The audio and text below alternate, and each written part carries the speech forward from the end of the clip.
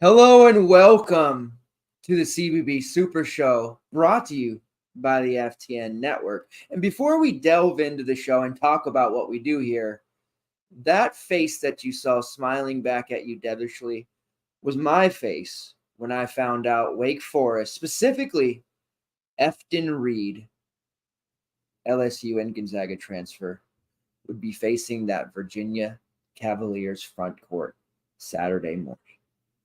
Just had to share that with you guys. All right, if you're new to the show, what we do here is cover college basketball from a DFS, prop, and betting perspective. We break down each and every DraftKings slate on the FTN site. Select few nights we do in show format in the tried and true way of breaking down those games, talking about them from top to bottom. Any applicable rates, misprices, overprices, sneaks, projected chalk, all of that good stuff. If you're watching live or on demand, please take a second, hit the like button, show us some love, show us some support. It helps us so very much. Might be wondering why I'm extra bundled out here today. I am doing the show from my work in progress office / cave, whatever you want to call it. And in the Pacific Northwest, it is extremely frigid. Ice, mild snow, like it is just super cold. So I have the heater on too. So if you hear any background noise, that is what that is. I apologize in advance, but there's just no way on earth I could be doing the show without it. Just way too cold. There is a big slate ahead of us, a big bunch of games. Really, Saturdays are where it's at. So we have the 12-game main slate. That is what we're going to be talking about primarily tonight on DraftKings. The rest of the day we'll have coverage too. There is a 9-game afternoon slate, which is butted right up against the end of the main slate games within 15 to 20 minutes. Not the biggest fan of them doing that. They did it last week. I guess that's going to be what they do now. And then we have the 10-game night slate. So there will be, like I said, coverage of all. Now, those of you who are members of FTN and in the Discord active know for the last couple of weeks, we have been posting screenshots of projections, kind of diversifying our coverage a little bit, and it's been working out pretty well. So I will have a article, of course, this show breakdown for the main slate, and then the afternoon and night slates will have coverage in the form of Discord player pools and cores, and I will at least have screenshots, snapshots of the top plays for what the projections are saying off the sheet as well. We are going to be doing the MME thing tomorrow, especially. So I'll be, max entering the one, putting a bunch in the jam or whatever they want to call it right now, and really starting to do that on weekends. I will advise people to really consider changing the way you play Saturdays instead of like jamming all of your action on the main slate, which gets a ridiculous amount of coverage from all outlets, right? Nobody really puts coverage on the afternoon or night slates. And what I'm finding is those particular slates have a lot of bad lineups, people missing news. We're seeing people who are scratched are ending up 20 to 30%. New additions to the starting lineup who are very good plays ending up being like 5%. We saw a lot of that last weekend and the weekend before. So I would advise you to at least start maybe upping your action a little bit on the afternoon and night slates, because they are generally a lot softer than that main slate just in terms of knowledge and overall lineup construction. There are some real bad lineups out there. We did that in CFB a lot, right? We did, especially on the late night slate. We usually pounded that one out. That was one in which we did really well with, because a lot of people just put lineups in, they don't check news, or they burn out throughout the day. And I think that's a lot of what's going to be happening with college basketball as well. So just a little bit of strategy talk there on what slates to put your action in. Of course, still play the main. It's the biggest one. The jam for the afternoon night slater, 500 to first. I know that's not a lot. That doesn't get a lot of you out of bed, but I'll happily win 500 to first a couple of times every Saturday. That's fine by me. We do have the $95 Mania qualifier number 10. So those are starting to roll out more and more. We'll probably see those each and every weekend. And then on Tuesdays, possibly Wednesday. So if you haven't qualified yet, still plenty of opportunity to do so. Lots of good stuff and money-making chops that you're going to have. Not only do we have the DFS coverage, but over on FTNBets.com, Mike Kutry is killing the props, absolutely murdering them each and every day. Mike Randall, our chief content officer and CBB guru himself, smashing the lines and totals. So there's a lot of different ways for you to make money and to be competitive through the FTN network and our sites. Definitely consider doing so. You can get monthly subscriptions to try it out for that first month and see if you like it. Offering content for not only college sports, pro sports, esports, everything, tennis, all you can imagine esports, written content, behind the paywall shows, optimizers, projections, all of that good stuff. Now that college sports on our site has some projections, things are only going to go up from here. Maybe we'll end up with an optimizer so it can be an all one-stop shop. That is the goal, and that's what we're going to be striving for. All right, so I am very excited about Efton Reed. We will start in order tonight, though, starting with the first game on the docket, which is the Tennessee Vols versus Georgia. The line on this one is 7.5 in favor of the Vols, 145.5 total. Now, this is a road game, but for the Vols, but we know that Georgia, even though they've played better under Mike White and they're 12-3 and haven't lost since November 19th, which was a loss against Providence. Their 3 losses coming against Oregon, Miami, and Providence, wins against Florida State, Wake Forest, Georgia Tech, Missouri, and Arkansas. I think the buck stops here for them, even in the home game. They're going to be caught out as pretenders. Now, the Vols did lose a very tough game here recently, just a few days ago. The health of Zakai Zeigler is 100%. So to lose the game like they did against Mississippi State definitely hurt, because not only did Zakai Zeigler for a second game in a row absolutely obliterate, but our man Dalton Knecht, who we really had a good feeling about. People were worried his minutes were kind of bouncing around. They didn't need him as much. Zakai Zeigler's on Santiago Vescovi's been healthy. Now they're going to be in conference play. They're definitely going to need Dalton, and you saw there's going to be no questions about it. He played 37 minutes, 26% usage rate, 28 points, 6 rebounds, and an assist. You didn't have Knecht the other night. It was a pretty tough go for you. He absolutely smashed. Price has come up, but he's still in play, only 6'3". Now, we're talking about a guy who was priced up over 7 for the majority of the season. He needs to get back up over 7, and I think in just another game or two, he will be, and he probably won't be priced cheap like that ever again. So at 6'3", he's obviously in play here, especially if we think he's going to continue to play 30-plus minutes. I don't see any issue with that. I don't see any reason why he wouldn't. Now, Zeigler went from early in the season being sub 5K, still working his way back, coming off the bench, playing 20 minutes, to now playing 35-plus minutes in 4 of his last 5 games. He has a starting role. He has scored 40-plus fantasy points in 3 of 5, 33-plus fantasy points in 4 of 5, 8.6. It's a tough price, agreed. But if you're going to do the MME thing like myself and a few others that are talking about it tomorrow, obviously need to get some Zeigler exposure. He's a brand play, very expensive. We'll find some value definitely, but Zakai Zeigler, it's wild. You'll at least get him at sub 5% because I don't know that a lot of people are going to play him here in the spot, but 30-plus minutes against Georgia is an absolute great spot. Jonas Idu at 6K. That's a price that is definitely expensive, but he was up over 8K just a month ago, less than. So now we're getting him at a discounted price. He was in some foul trouble, fouled out against Mississippi State. Tolo Smith came back. He took his lunch. That happens. Georgia doesn't have the front court presence like a Tolo Smith. So I do like Idu to have a nice little bounce back spot here, perhaps GPP look only. They're at that 6K price point. Our guy Triple J at 6'5". He's kind of a take it or leave it for me. He's a little bit more on the riskier side. He's not going to have the shot attempts that Dalton Knecht is going to have.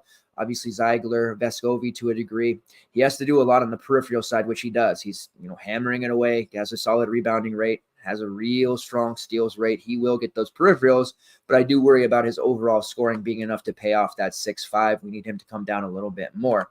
Speaking of Vescovi sitting there at 5'2", now he's kind of in that Ziegler role. They flip-flopped. Played just the 22 minutes there, did have a couple of early fouls. I don't know that Vescovi's really going to be the go-to guy like a lot of people expected him to be this year. He's going to be more of a secondary option. And when the Vols hit these lulls or they lack buckets, they will turn to him. We did see that in the game. What was it?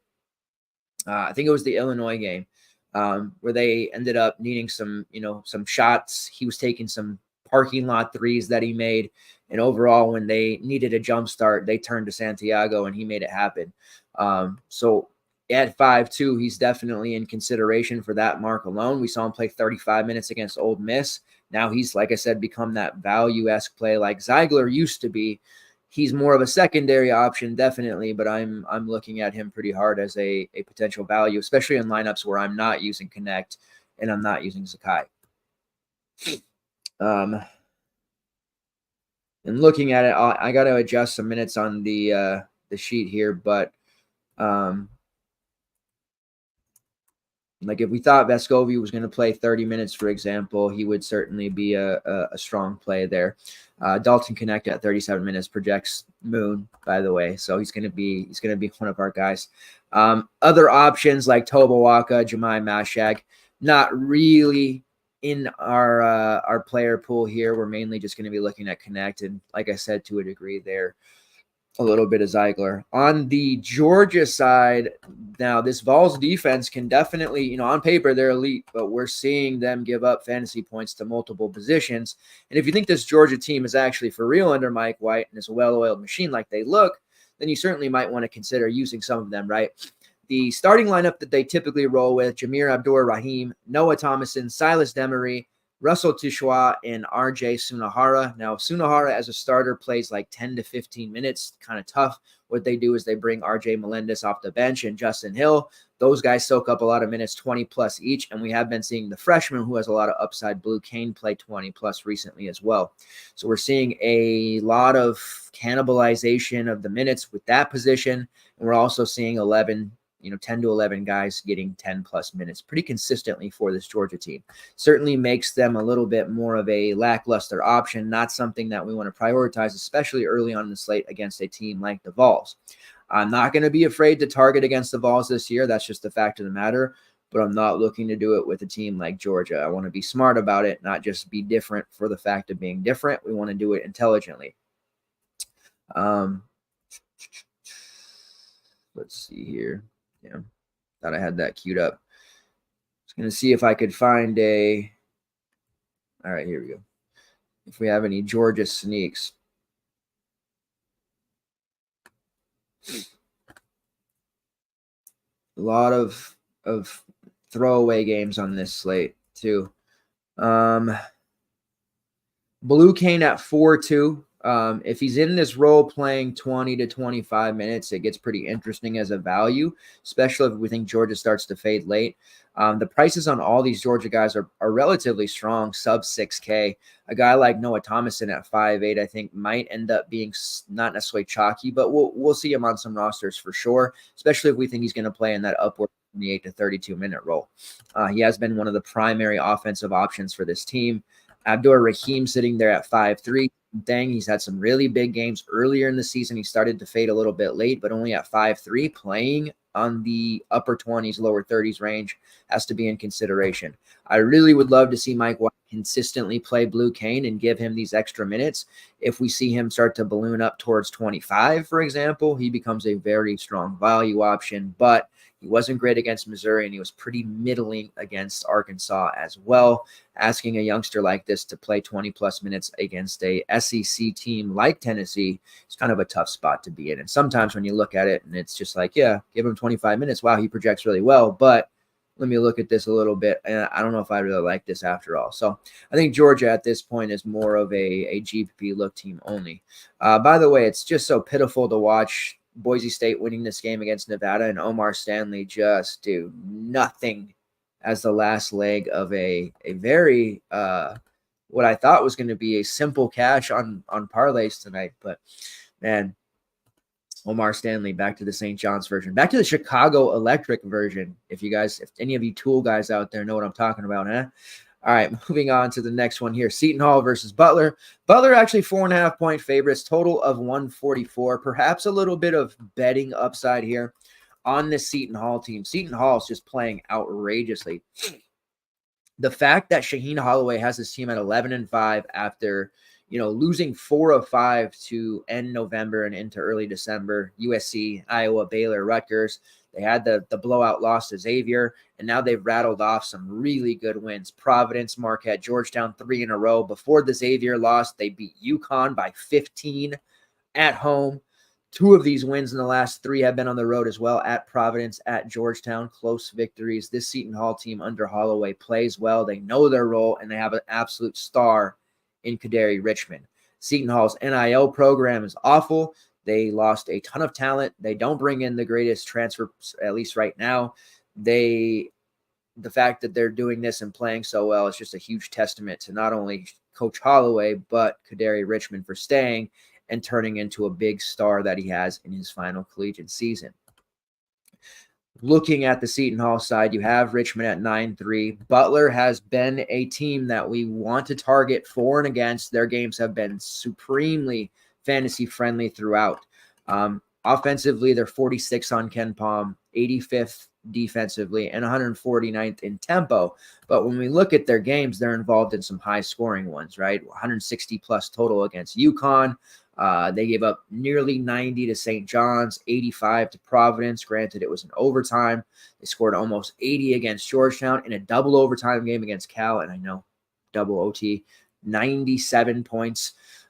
They had the overtime game against Texas before that, or Texas Tech before that, ended up being 103-95, but that was in the 80s. Prior to that, a 90 against Penn State. They gave up 92 to Florida Atlantic. They gave up almost 80 to a really rough looking Michigan State squad.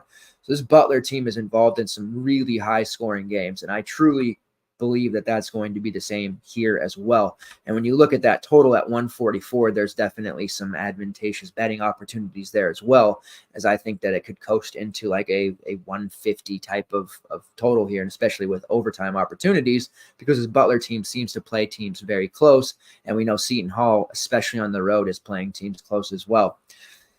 9-3 for Richmond is a very tough price to pay. He is definitely not a lock and load. We've seen him kind of mail it in, coast through games, get into early foul trouble. So that is a thing that happens with Kadary. I certainly love him as a Q type of play, large field GBP. I don't know that he would be on my main lineup for this particular slate, but Richmond, if he stays out of foul trouble and plays 35 plus minutes, it is going to be tough not having him, because I think he probably puts up a blistering 50 fantasy points if that's the case, and he stays out of foul trouble.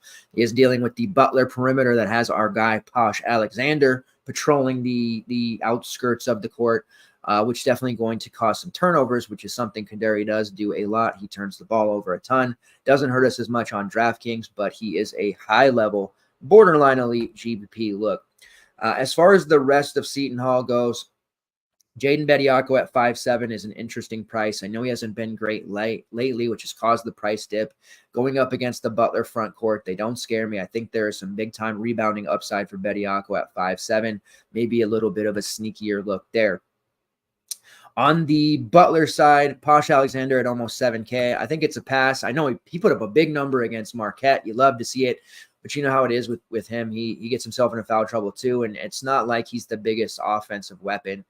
He does take a fair number of shots, but he hasn't improved his three-point shooting. And when he's cold, 1 for 12, it's just going to be a real tough day. And I don't know that he can necessarily pay off this 6-8 if his shots aren't falling. Yes, he'll get steals. Yes, he'll get assists. But we really need him to start to turn himself into a consistent double-digit scorer before we start playing this near 7K price. And I know he's been up over 7K, 7.5 for the last couple of weeks, but I'm just not there with my guy Posh. And I am one of, if not the biggest Posh Alexander fan outside of the fan base of Butler. That's just my guy. We all know that, right? So we're probably not there with him. Let me scroll through here. player I want to talk about is DJ Davis, who sits there at 6'2", and of course Jameel Telfort, who's there at 6'4". So both a little cheaper than Posh Alexander, and you also have Pierre Brooks, who's got that guard forward eligibility, sitting there at 6'6". He's got GPP upside because of his scoring ability. But DJ Davis, who I thought was not the greatest fit for this team when you look at the roster composition, has really proven to be an actual threat. Now, he didn't do a whole lot in the Marquette game. He's been banged up throughout. He's dealing with the ankle issue that keeps flaring up. He's also had some, odd foul trouble stuff that's popped up here. But he has taken, if you throw out the Marquette game, the previous 3 games against Providence, St. John's, and UConn, 16-plus shot attempts in each of those games. Just massive. 22, 25, and 22 real points. I really like DJ Davis as an option here going up against this team in Seton Hall, because I don't know that the defensive pressure is really going to be paying attention to him as much as it probably should be.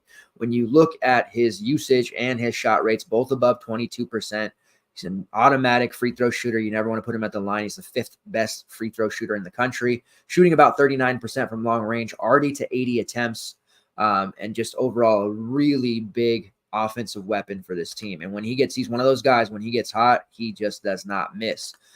So he's probably my favorite play from this team, which is going to be one of the first times all year I even consider using him, to be honest. Up at 6'4", I could see Telfort being a little bit chalky.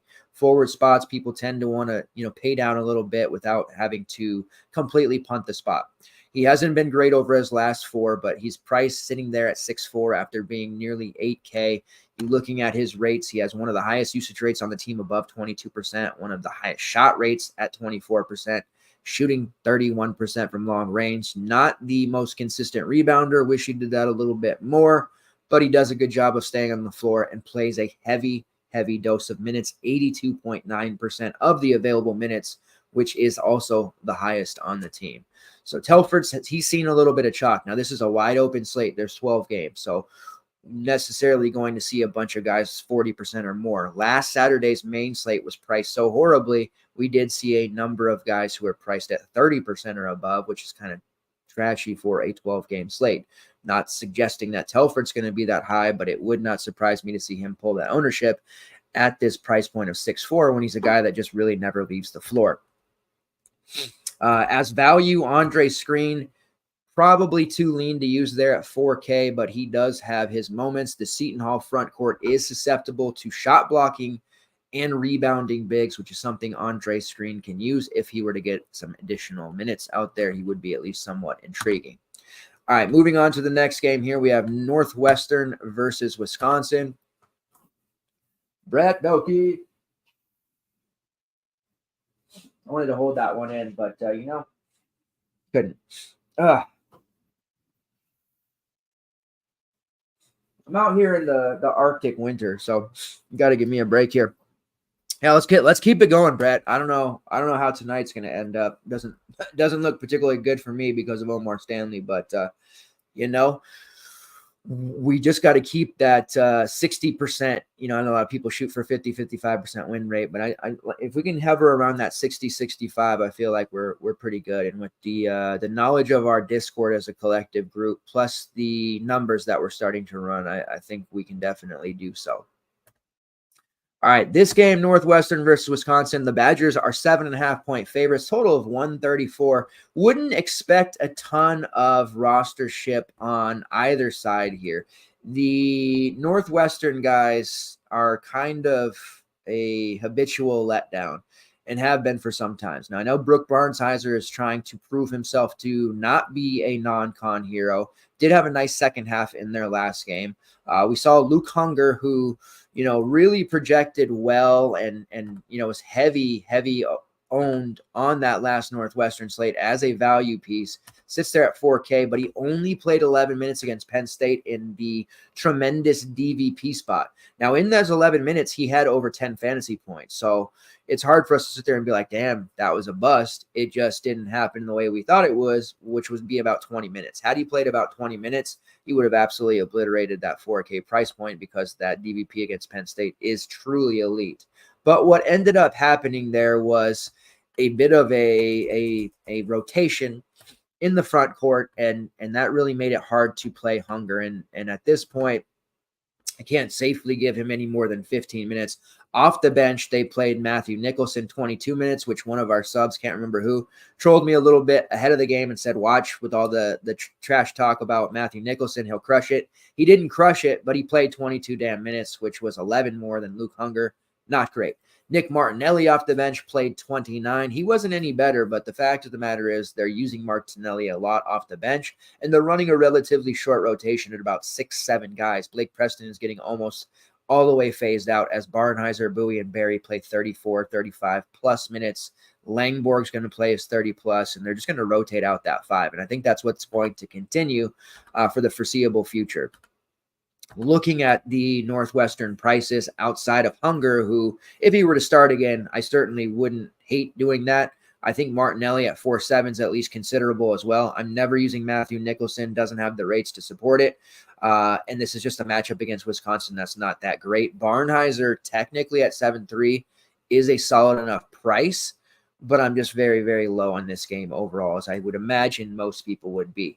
On the Wisconsin side, we normally like to get ourselves involved with AJ Storr, but I'm not certain I'm going to do that here. He just doesn't have the peripherals to really, make things happen from a upside standpoint. Usually his floor is pretty good because of his high shot rate and offensive ability. He is still only 5'6", which is a really strong price for him, but because of those lack of peripherals, it's hard to use him. We do have teammate Chucky Hepburn for 5'9". If you're hell-bent for using a Wisconsin player, I do think Hepburn at that 5'9" price, playing 35 plus minutes, would be the way you'd want to go with that. I'm not chasing the Max Klesmit performance. I know he's 4'8", but no thanks. We've been down that road before. Not going to happen. We did have the rumors and talks ahead of time. Steven Crowell was questionable. Then he was out. Then he was back to questionable. And then he started in that game. And really what happened there is it just muddied the waters for all the Wisconsin front court guys. And it made them all pretty much a non-factor. The game ended up being 76-72, a win over Penn State. Got myself mixed up here. And I got in the wrong team. Let me get to the right page here. All right.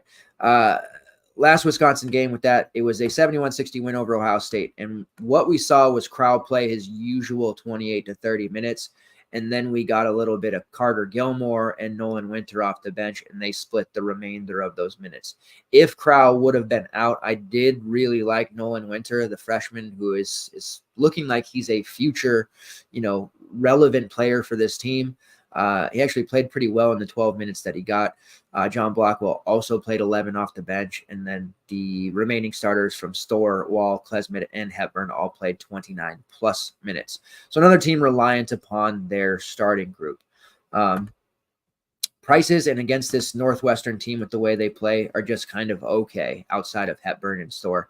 Crowell at 6'6", his price is starting to tumble down to a nearly playable level, but this is kind of a stay away point for me. I don't see a ton of upside, and Tyler Wall would only be relevant to me here if Crowell was to be notably limited or actually out of the starting lineup. With Crowell, I don't think he's all that great. So we'll move on to the next one here, which is NC State versus Louisville.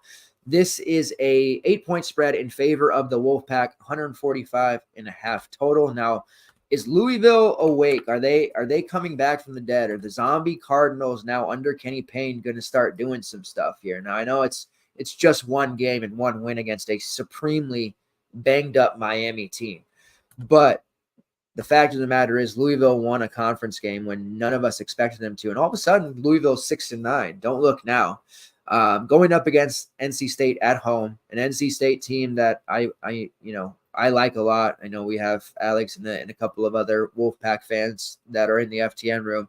But, man, they looked genuinely awful against North Carolina.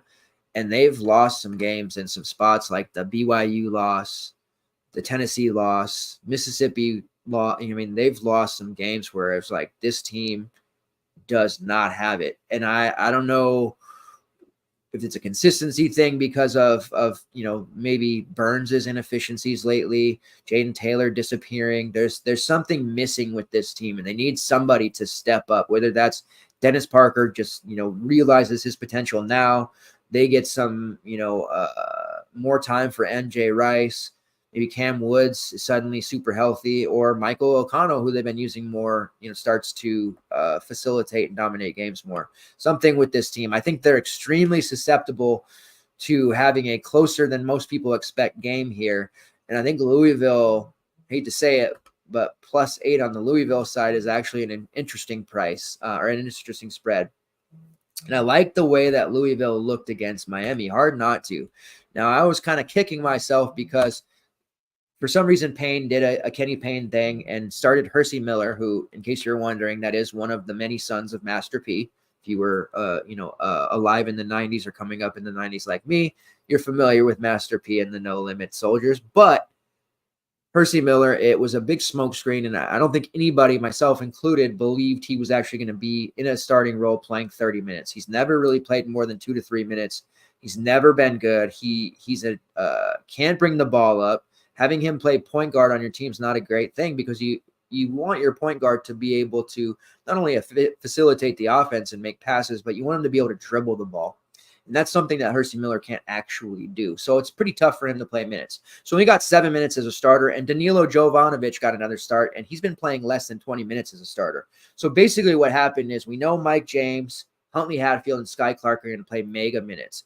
But he keeps on playing these lame duck starters when he has a couple of other freshmen, numerous freshmen on the bench. We know the deal with Tyler Johnson, as frustrating as he can be, only played 14 minutes after being a starter. But he has these kids, Curtis Williams and Caleb Glenn. And you guys that were paying attention during that game, or before it, I should say, I mentioned both of those players being really intriguing options if Tyler Johnson was out. Now, we saw he wasn't starting in Hersey Miller. Again, not fooled by that at all, but we didn't have confirmation if Tyler was out or not.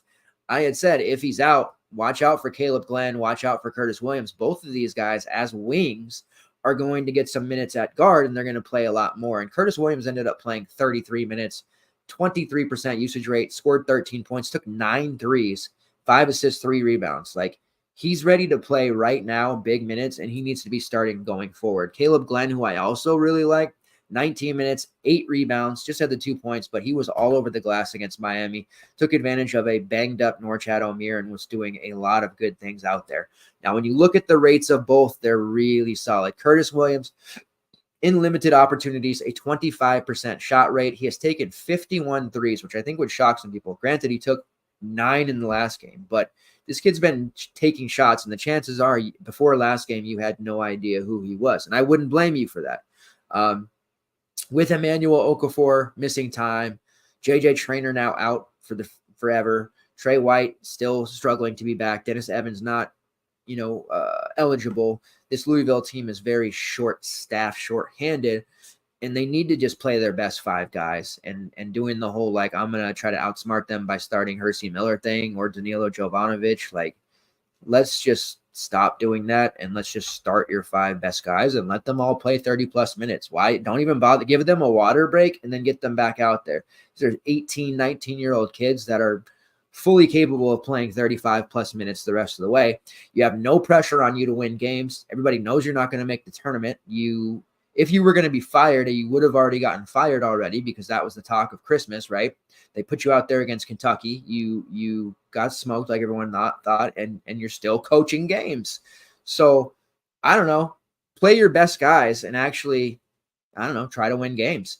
Looking at Glenn's rates, they're a little bit weaker. 15% usage rate. Doesn't shoot threes, but he does have an elite 35% combined rebounding rate.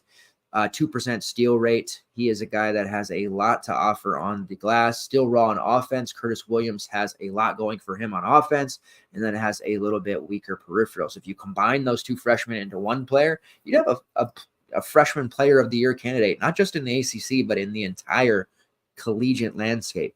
So I'm very high on both of those players. I am a little bit upset because I wanted, how I am about trying to be early on guys. I'm obsessed with it, right?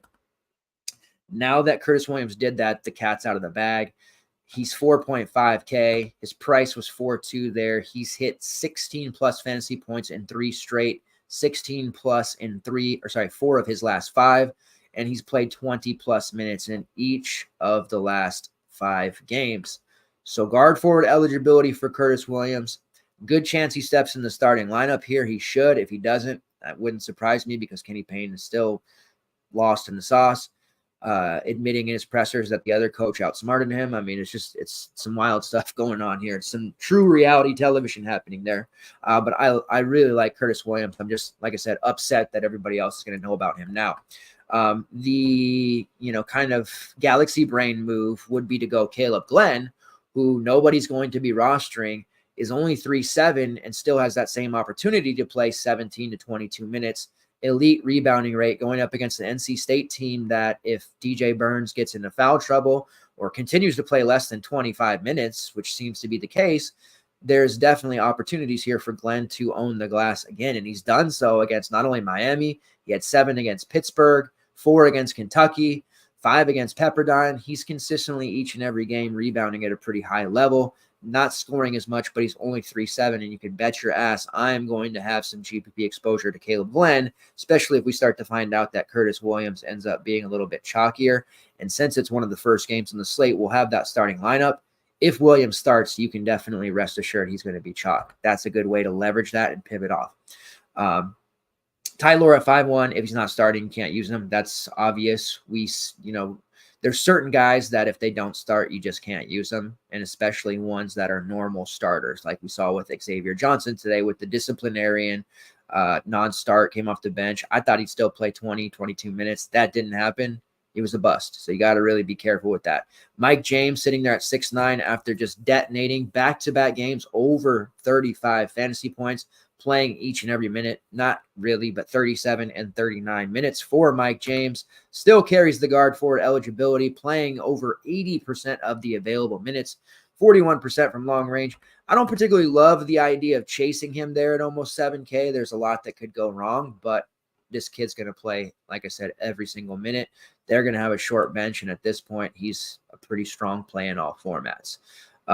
Sky Clark, not a real big believer in him at 6.6, so he's not really on my radar.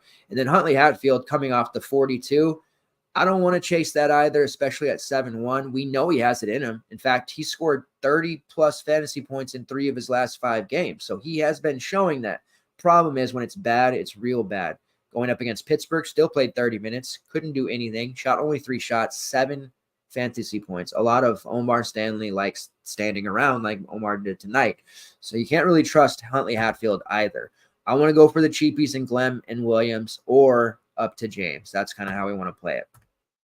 Now we're looking at the NC State side, and this is a spot where, yes, we want to target against Louisville. In fact, we've been doing it all year. Why would we want to stop now just because they won a game? NC State should still be primed to put up a big number and win this game, right? They absolutely should. The rotation for the Wolfpack is kind of getting to a level that isn't unpredictable, but it's a little bit annoying. We know DJ Horn's going to be out there for a ton of minutes. Jaden Taylor's going to alternate between like low 20s to mid 30s, depending on how well he's playing. He's not playing well right now. The freshman Dennis Parker also going to alternate between 20 to low 20s, upper 20s. We saw Michael O'Connell playing some additional minutes. Alex showed me a quote from, one of the coaches' radio shows, or they were talking about, he's one of their few true point guards that they have. He opens up the game for them. He's just a good facilitator. Like, they're going to get him more time. MJ Rice, we're not seeing a lot of, but we should. And then Casey Marcel, who will go from 35 minutes to, he played 16 in that last game. So the rotation for this team, it's not great. And because of that, I'm not in a big hurry to necessarily mini stack against this Louisville team like I ordinarily would be. Now, we have some good prices on guys like Jaden Taylor, once again, sub 6K.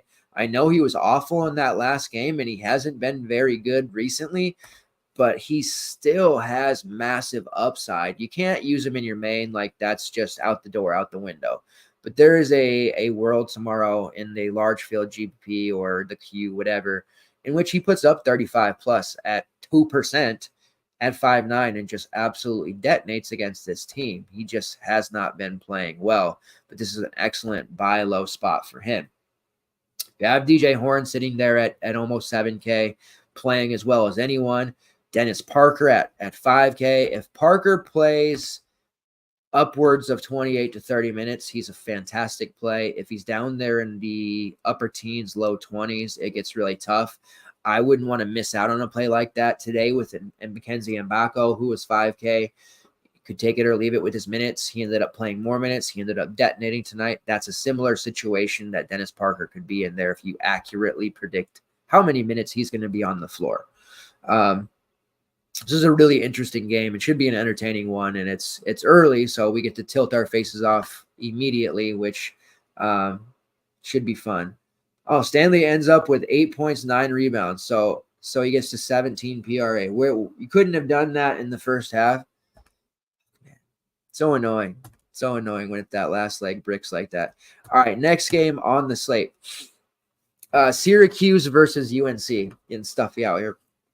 Now, this one's a 12.5-point spread for North Carolina, total of 155. There are some really interesting plays for this game, not only because it's a great matchup for North Carolina, but there's also some pricing discrepancies here that I think we want to take advantage of. And I think everybody else is going to think that too.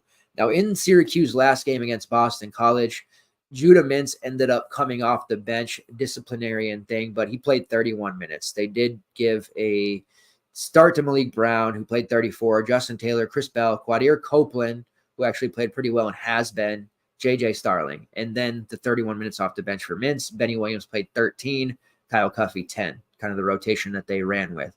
Suspect Mintz would be back into the starting lineup here. He's only 7'7", sub 8K.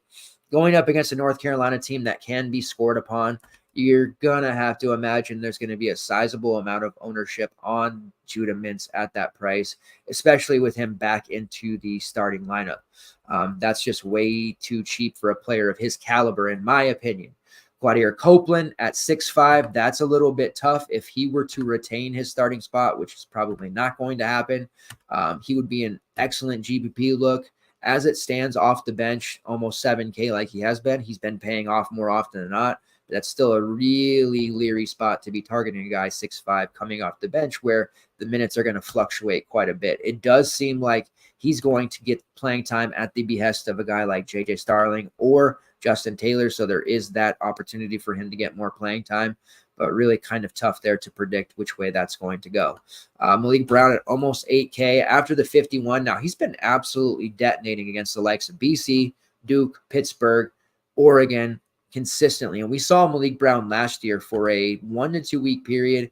He was unbelievable. You couldn't fade him. You had to pay any price. He's got absolutely elite rates across the board when he's playing this way in conference games. Overall, 15% usage rate, big deal, right? His rebounding rate, 11% offensive rebounding rate, pretty solid. 25% combined, pretty solid. But then you look into the conference play, 5% block rate, 4% steal rate, a combined rebounding rate of nearly 30%, and his shot rate balloons all the way up to 24% from 16.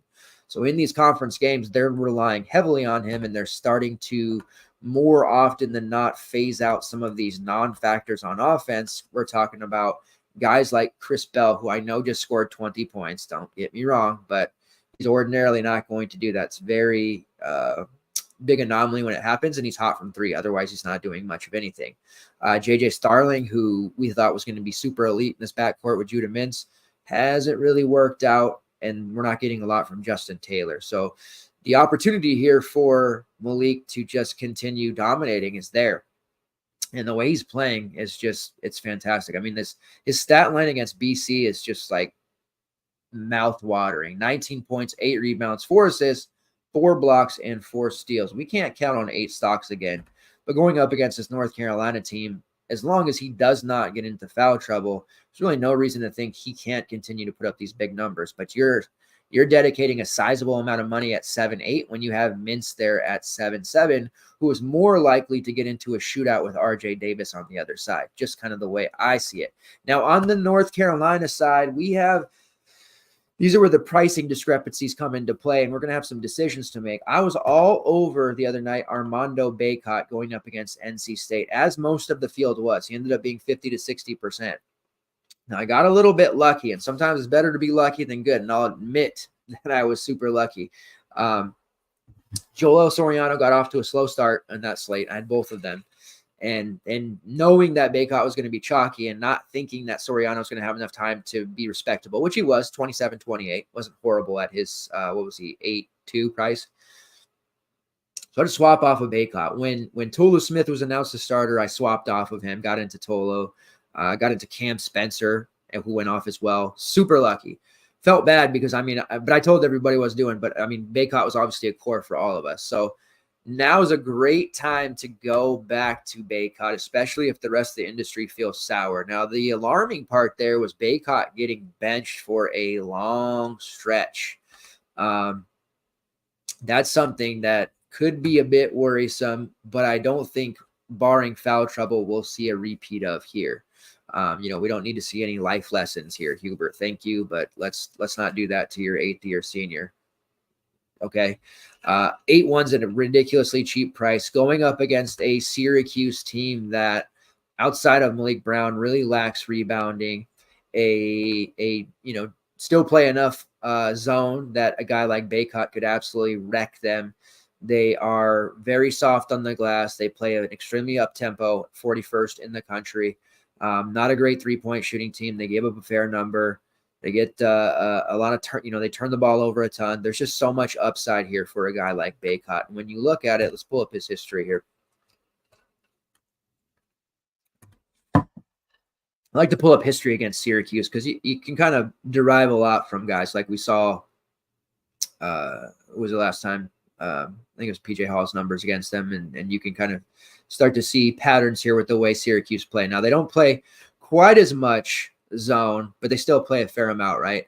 Now, last year on the road against Syracuse, he had 18, 8, and 4 with a steal. Not the greatest stat line for what his price normally is, which is 9.5, 9.6, maybe 10K, but 8-1, I think we can live with an 18, 8, 4. We obviously want more than that, but that would be a non-disaster stat line against Syracuse, right? Like, I think we could all live with that. 2 years ago, 17 and 18. Now we're talking. That's the kind of rebounding game that we want to see from Baycott, and that's the type of rebounding game I think we will see from him. 3 years before that, 2021, his, I believe, sophomore season, 18 points, 15 rebounds, couple of blocks. So big rebounding games against Syracuse normally, historically, throughout his career. Now, different teams coming in through here, and obviously we don't have a ton of like game history to go on. This isn't the MLB and rosters change, but Baycott typically in this spot against this team or this group should give us a huge amount of rebounds, 12 plus. Hopefully we don't see a situation where he ends up sitting for a long stretch and Harrison Ingram does all the rebounding, because we just saw that, and that could potentially happen. But I think we see 30 plus minutes from Baycott here, barring foul trouble, and a much smoother game where he gets 15, 16 rebounds. He puts up 12 to 15 actual points and continues to detonate. Now, I think people realize this is a cheap price for Baycott, and will probably, if they're sharper players, use him. And I think that's the right call. If you're doing single entry, I don't think you can fade Baycott in this spot. So to answer your question earlier, Brett, about what I would want to do with him, that's what I would be doing in a single entry. I'll probably in my MME have him like turn down to 25 to 30% range, which would probably still be at field or maybe a little under. I don't want to go overboard with him, but if I'm running one lineup, I think it has to have Baycott. So 8-1 is just it's just a strictly buy low situation, unless you as a North Carolina fan have insider information that Baycott's going to have a short leash for whatever reason, which would be unimaginably, poor taste by Hubert Davis. Harrison Ingram, the 19 rebound game, second time in the last 3 in which he's eclipsed 15, was against Pittsburgh, NC State, struggled against Clemson, but we know Ingram, priced at 7.5. Ordinarily, I would say he's the great leverage piece, and I did like him against NC State. Didn't end up using him, of course, but usually he's that leverage off of Baycott. But they're so close in price now, within 600, 500. It's hard to straight out play Ingram over Baycott, but you bet your ass you want some Ingram shares here in this spot, because when you look at the type of high post prototypical archetypes that have murdered Syracuse throughout the last, couple of seasons of DFS that we've been tracking this, and we've hit on some serious low-owned high post players against Syracuse. That's one of our trademark moves, right? Ingram is that dude. if not Baycott, or, he's sitting and Ingram takes over as kind of the alpha front court wing, whatever you want to call him, he's going to end up having a huge rebounding game. He's going to get assists, kind of running that quarterback spot. He can hit jumpers. He can hit threes. Like, there's a lot of versatility to Harrison Ingram's game, and I feel like he's the most underappreciated player in the country. There's a couple out there, but I don't hear a lot of people, including their own fans, really talk about Harrison Ingram all that much. I feel like they take him for granted, and coming off of having his position filled the last few years by Leaky Black, who was good. No disrespect to Leaky Black. We loved Leaky Black. He was great, but Harrison Ingram to me is a clear upgrade there. Maybe not consistently on defense, but what he does on a more complete level and also being able to score is just a really big deal. And it's going to ultimately lead to this North Carolina team possibly making a second weekend run in the tournament, not because of Baycott and RJ Davis, but because of an X factor like Harrison Ingram. And normally X factors are lesser, unheralded players who maybe aren't putting up the stats that Harrison Ingram is, but literally no one's talking about Harrison Ingram on a weekly basis when speaking about this Tar Heels team. So I'm a big fan of his, love him, but Baycott's price is way too damn cheap. RJ Davis sitting there at 8.3. He's pretty cheap too, all things considering, 9.5, just like last week. Hasn't been particularly great, has the explosion ability going up against Syracuse. I think RJ Davis deserves a look back at some of his games against Syracuse so we can get a look at what he produced playing next to Caleb Love, which obviously he does not have a Caleb Love this year, which would certainly impact things. Wasn't great. 3 of 9 last year, 9 points, 6 rebounds, 5 assists. Some pretty tasty peripheral stats there, but didn't do particularly well scoring. He will have a lot more shot attempts in this one, please believe. 17 points 2 years ago, 2 rebounds, 5 assists. Now, there's a lot different North Carolina team around him those last couple of seasons. And then in 2021, 9 points, 1 rebound, 3 assists. So not the best results against Syracuse, but again, a different roster composition around him. We do have Cormac Ryan as well, who this is how people normally would look to play the zone, 3-point shooters. We would get those high post guys low, and then we see the primary 3-point shooters be astronomically high. Now, if Cormac was priced at 4.8 or 5K or something stupid like that, I think we'd see stratospheric rostership, and we would be inclined to have to use him as well. At 5'7", he's just high enough to where a sub 20 fantasy point game or even 20 is enough to cause disaster and keep you out of cashing anything very significant. You might still have hope for a min cash, but you're not going to be taking anything down.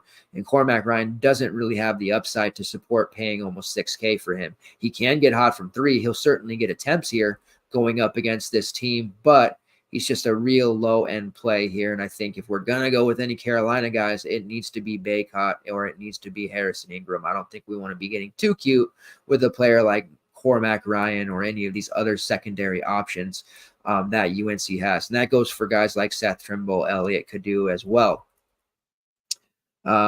Looking at some of the early minute stuff, Jalen Withers, absolute lock. No, I'm just kidding. No, it kind of supports what I was just talking about. Ingram, 34 minutes, 35 minutes, absolute smash. Baycott at 30 plus, absolute smash. Even at this price for Davis, if you replace 36, absolute smash. So kind of supports what we're talking about there is those guys. But for me, it's Baycott or Ingram. Let's move on to the next game here. All right, Vanderbilt versus Ole Miss. Ole Miss 10-point favorites, 144 total. It is damn frigid out here right now.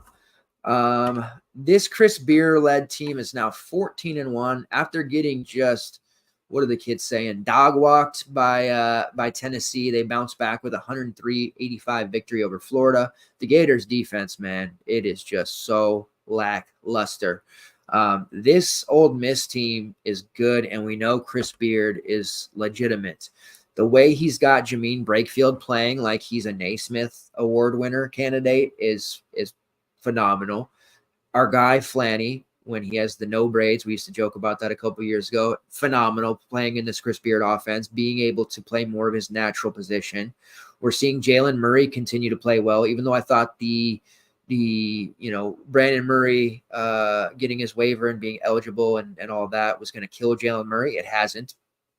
Mo Cisse, when not fouling, has been great, but he's a foul monster. And then you have Matthew Morrell, who you'd think would drop down to like the third or fourth option, is still scoring at a high level like he was last year with way less talent around him. They are playing their bench less, which is leading to more fantasy goodness for this team. And they're relying on their starting group, at least the Brakefield, Flanny, Murray, Morrell quartet, 30-plus minutes with consistency, and then they're rotating out that other spot. They're playing Jamarian Sharp typically 20 minutes. They're playing Mo Cisse typically 20 minutes when one of them's not fouling. Usually one of them is fouling each game. If it's not Cisse, then it's Sharp. If it's not Sharp, then it's Cisse. And then you had Brandon Murray play 23 minutes last game. Now, this is one of those, like, I need to keep myself from getting too cute moves. I want to be early on Brandon Murray. We know how good Brandon Murray actually is from his time, with Georgetown and LSU. Like, the kid can play. Looking at his minutes trajectory against Bryant, he played 25. Then he fell to 15 against Tennessee because he was outmatched, couldn't handle them defensively. Then he popped back up to 23 against Florida. So I'd like to say we're at a level with him where he's going to continue to see 20-plus minutes. His price is down there at 4 or 5. I think he's pretty good for value at 23, 24-ish minutes if we can get that. Now, there's no guarantee. He's not the best value on the slate by any means, but this is one where if we're right and he pans out and plays those kind of minutes, you're winning a key with him because nobody else is really going to be going to that route because I'm not sure what to expect just yet from him. He's not starting games. Jalen Murray hasn't fallen off the face of the earth, which is really what I expected to have happen. And we're seeing a situation in which he's slowly starting to get more minutes at the behest of TJ Caldwell, who has seen his minutes just, plateau and plummet. He's no longer a viable candidate right now. And they're running a 7-man rotation, which is great for DFS purposes. And we know Chris Beard likes to run that tighter rotation anyways. So there's a world in which Brandon Murray ends up panning out here. We'll have to get his minutes correct. I think it's a very tough situation. If he's overwhelmed by the moment or he's getting beat on defense, then, Beard won't hesitate to sit him down, and that's exactly what happened against Tennessee. But he was a little bit more calm and collected in that last game and did play those additional minutes. So we'll have to see what happens, but he's definitely a guy that I'm looking at and wanting to have exposure to.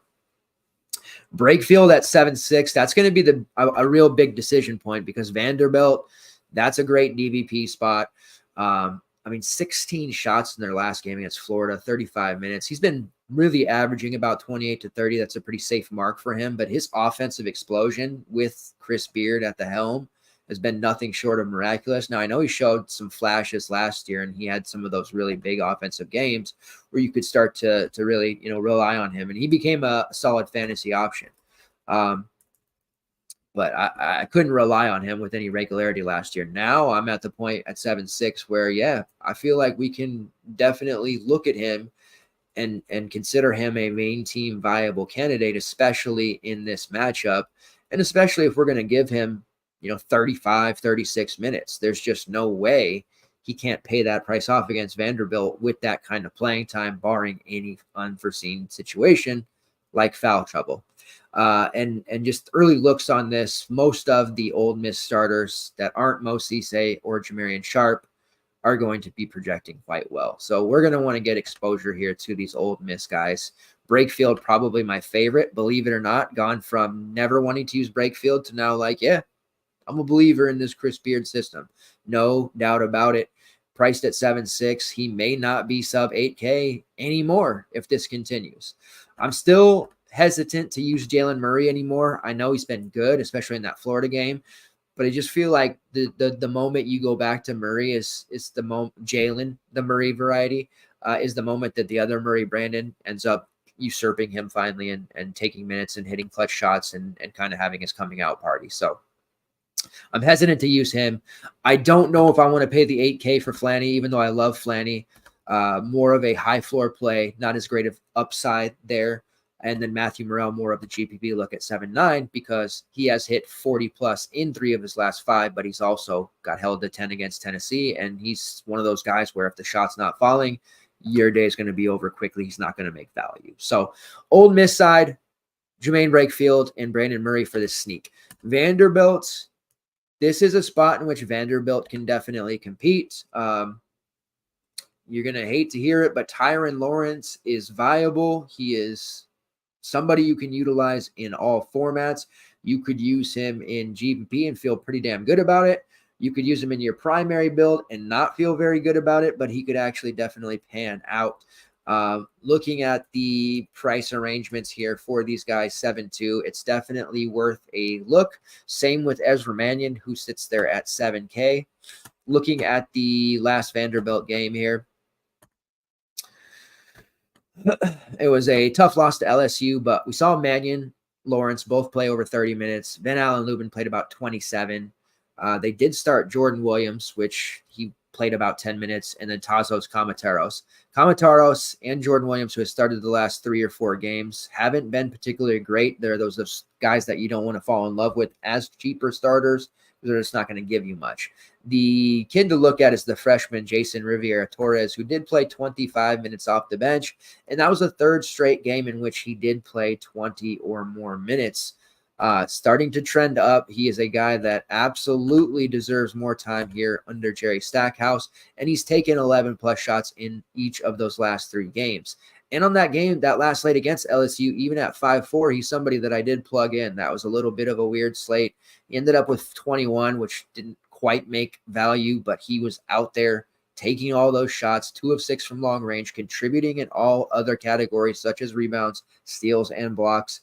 I like this kid. He deserves to be starting, but they're not there yet with him just yet. As far as Vanderbilt plays go, he is the one that I would be the most interested in. And right around 25, 26 minutes, I think he's a borderline smash type of play, which could make him a little bit of a sneak because, again, I don't know how many people are going to be looking at Vanderbilt plays and certainly not a player off the bench like Riviera-Torres. So keep that in mind for later as you're making your lineups either tonight, tomorrow, whatever you're going to do. St. John's versus Creighton. Creighton, 8-point favorites, 152.5 total. Now, I was just talking in the Discord with Stills, who's our resident St. John's master. All right, Brian, I got you, man. I got you. Just one winner. This might be it. Are you ready? So 8-point favorites are Creighton. Now I go to Stills, who is a St. John's super fan. I like to consider myself the West Coast, the biggest St. John's fan on the West Coast. You probably can't see it. Let's do this. I got a posture. Can't disrespect the Disu like that. I got the Posh Alexander, jersey there. Kutcher gave that to me last year as a present. So I rep it with pride. And I'm a big St. John's fan on the West Coast, so I pay attention to St. John's a lot. And when I look at the way they're playing under Pitino, they're great. They look so good. And I don't have that same impression of Creighton, who is good, but I don't feel like, this is a team that's going to make another deep tournament run. However, I felt that last year about this team, and they did. But 8-point favorites, and I know they're at home. It's a high total. St. John's could be susceptible to a letdown, but I don't know how they're 8-point dogs to this Creighton team. It just doesn't make sense to me. And talking with Stills, we both thought like by morning time, we might be looking at a 6.5-point spread. Like 8's too much, I feel like. That's right at 8 on Ken Palm, 79.71. But I'm not buying it. I'm really not buying it. Creighton top 20 in offense and defense per Ken Palm. They're playing at a slower rate, but they have no depth, which has been the same for Creighton for years, especially the last couple. They're starting a player in Stephen Ashworth, who was really good at Utah State, hasn't been able to regenerate that level of play here for Creighton. They're playing the hell out of Baylor Shireman, Trey Alexander, and Ryan Kalkbrenner, running them into the ground, and we're starting to see some tired legs. They're still producing at a high level, but they were able to get them some rest against DePaul. But in close games, those guys are having to rattle off 37, 38, 39 minutes. And then you have Mason Miller as the other starter, who is pretty hit or miss himself. Your bench consists of Isaac Trout, Jonathan Lawson, Frederick King, and Francisco Farabello. All guys who have shown to have their moments, but don't play enough consistent minutes, don't defend all that well, and just are a very big liability on offense, except for maybe Frederick King, but he plays a lot like Kalkbrenner, and you just can't have them on the court together. What are you going to do? Bench Kalkbrenner for King? No, you're going to wait for Kalkbrenner to sail off after this year, and then King's going to start at center next year. The St. John's team has a myriad of options that they can throw at you, and the way that they're playing is just so good. They got tested at home against Providence. They nearly blew that game. Obviously, they didn't have Price Hopkins, but Devin Carter's a man. They beat Villanova on the road by 10 comfortably. They washed, Butler right on out of the arena, 86-70. They did have the close road loss to UConn, which is a really strong loss. That one could have gone either way. Blew the doors off Xavier. Kind of a home loss, semi-home loss to Boston College, which if those two teams played again now, that would not happen. St. John's would beat them. They had an early neutral court loss to Dayton, which could go either way, and then an early loss against Michigan. However, this team that was their second game of the season with a new coach and basically all new players around Joel Soriano. You replay that game, they're blowing the doors off of Michigan. There's no doubt about it. So I don't read as much into that one. And they're rattling off some good wins here.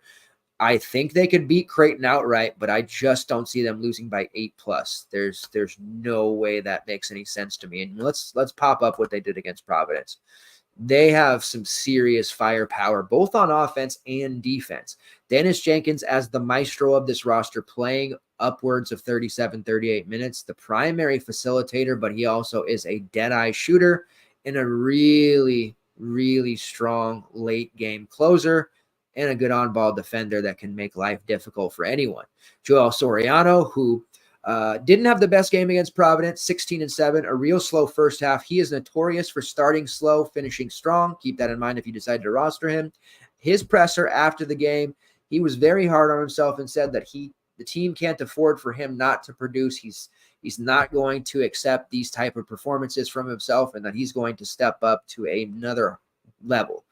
He's very reliant upon getting the ball. Like if the guards aren't getting him involved, then what's he going to do besides getting put back? So they need to put a focus on him. When St. John's does focus the offense around him, they crush. So they definitely need to do that. They need to get Kalkbrenner into early foul trouble. That's just going to be the only way they can do it. But Soriano's tougher than Kalkbrenner. Please don't get that confused just because Kalkbrenner's like 7'2" or whatever. So gotta like Soriano there. Brittany Dunlap, who has come out of nowhere as a TikTok stud of a freshman. If you don't know what I'm talking about, you can look it up if you want to. I'd recommend not, but he's got all these weird TikToks. Playing well. I know he tweaked, I think it was an ankle, still said. Naheem Aline, who gives them solid minutes, at least defensively, and RJ Lewis, who is just like a jack of all trades. Off the bench, Chris Ledlum, who was expected to miss the game, ended up playing. If he's good to go, he'll jump back into the starting lineup, either over Naheem Aline or RJ Lewis. Then you got Jordan Dingle, who hasn't been able to recapture how he played at Penn, but he's there. Simeon Wilshire, Glenn Taylor, playing some spot minutes here or there, but this was a really strong group. Now, I will say about Soriano, the presence of RJ Lewis in the starting lineup hurts him. Lewis rebounds at a high level, and he's just like all over the place. Like wherever the ball is, RJ Lewis typically is, and that's hurt Soriano's rebounding numbers in the few games that Lewis has started with him. So that is something to be aware of if you decide to go the Soriano route, who is only priced at $8K. Him and Baycott, once again, we did this just a few days ago. What was it? 2 days ago, we rolled Baycott and Soriano together because they were so cheap. Well, they're even cheaper this time. How the hell do we not consider them in all formats? I don't know. Just be aware that Soriano starting slow is a possibility. And even if RJ Lewis doesn't start and then he has to deal with Chris Ledlum, it's the same thing. Ledlum's all over the place. Ledlum thinks he's an alpha. He takes all these shots, takes rebounding opportunities. So there is some upside taken away from Soriano, but we're also not talking about 10.1K Soriano, which if you check back just before Christmas in that UConn game, 10.1K. Now he's 8K, despite the fact that he's still putting up an average of 30 fantasy points per game over the last 5. It's just a crazy price. I could feel some tilt. It wouldn't shock me if Soriano or Baycott, one of them busted, but I don't know how you don't play both in your main. I really don't. Have to like Jenkins here, just playing every minute, high volume guy. He's probably could be even safer than Soriano because the ball's in his hands all the time. But I would play Soriano over him in a one lineup situation. Still love RJ Lewis, 6'2". Price continues to creep a little bit, but look at how safe he is as a starter. Even if he's playing under 20 minutes, still, bam, 20 plus fantasy points. You give RJ Lewis 30 minutes, he's liable to break the entire slate against any opponent. Dunlap, I keep on saying he's got to stop. Still thinks, he's got to stop. Like, playing 30 plus minutes, assuming that whatever tweak happened, he's fine and starting again. Like, there's no reason to think he doesn't continue to play these high minutes at 4-2. He has to be at least in consideration because we need value still, even with these cheaper studs. This is kind of the way it's going to work out. So betting opportunity here. I don't know if that's my one game to rule them all, Sean Connery, but that 8-point spread seems like a mistake to me.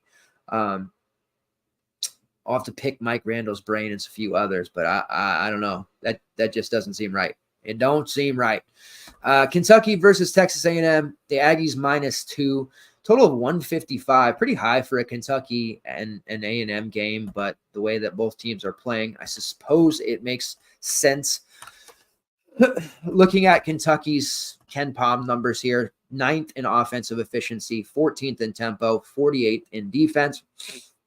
Very quality. They take care of the ball. They take good shots, and they're an excellent three-point shooting team. They haven't lost since early December against UNC Wilmington, which was obviously a head-scratching loss. Took care of business against Florida, Missouri, and Louisville recently.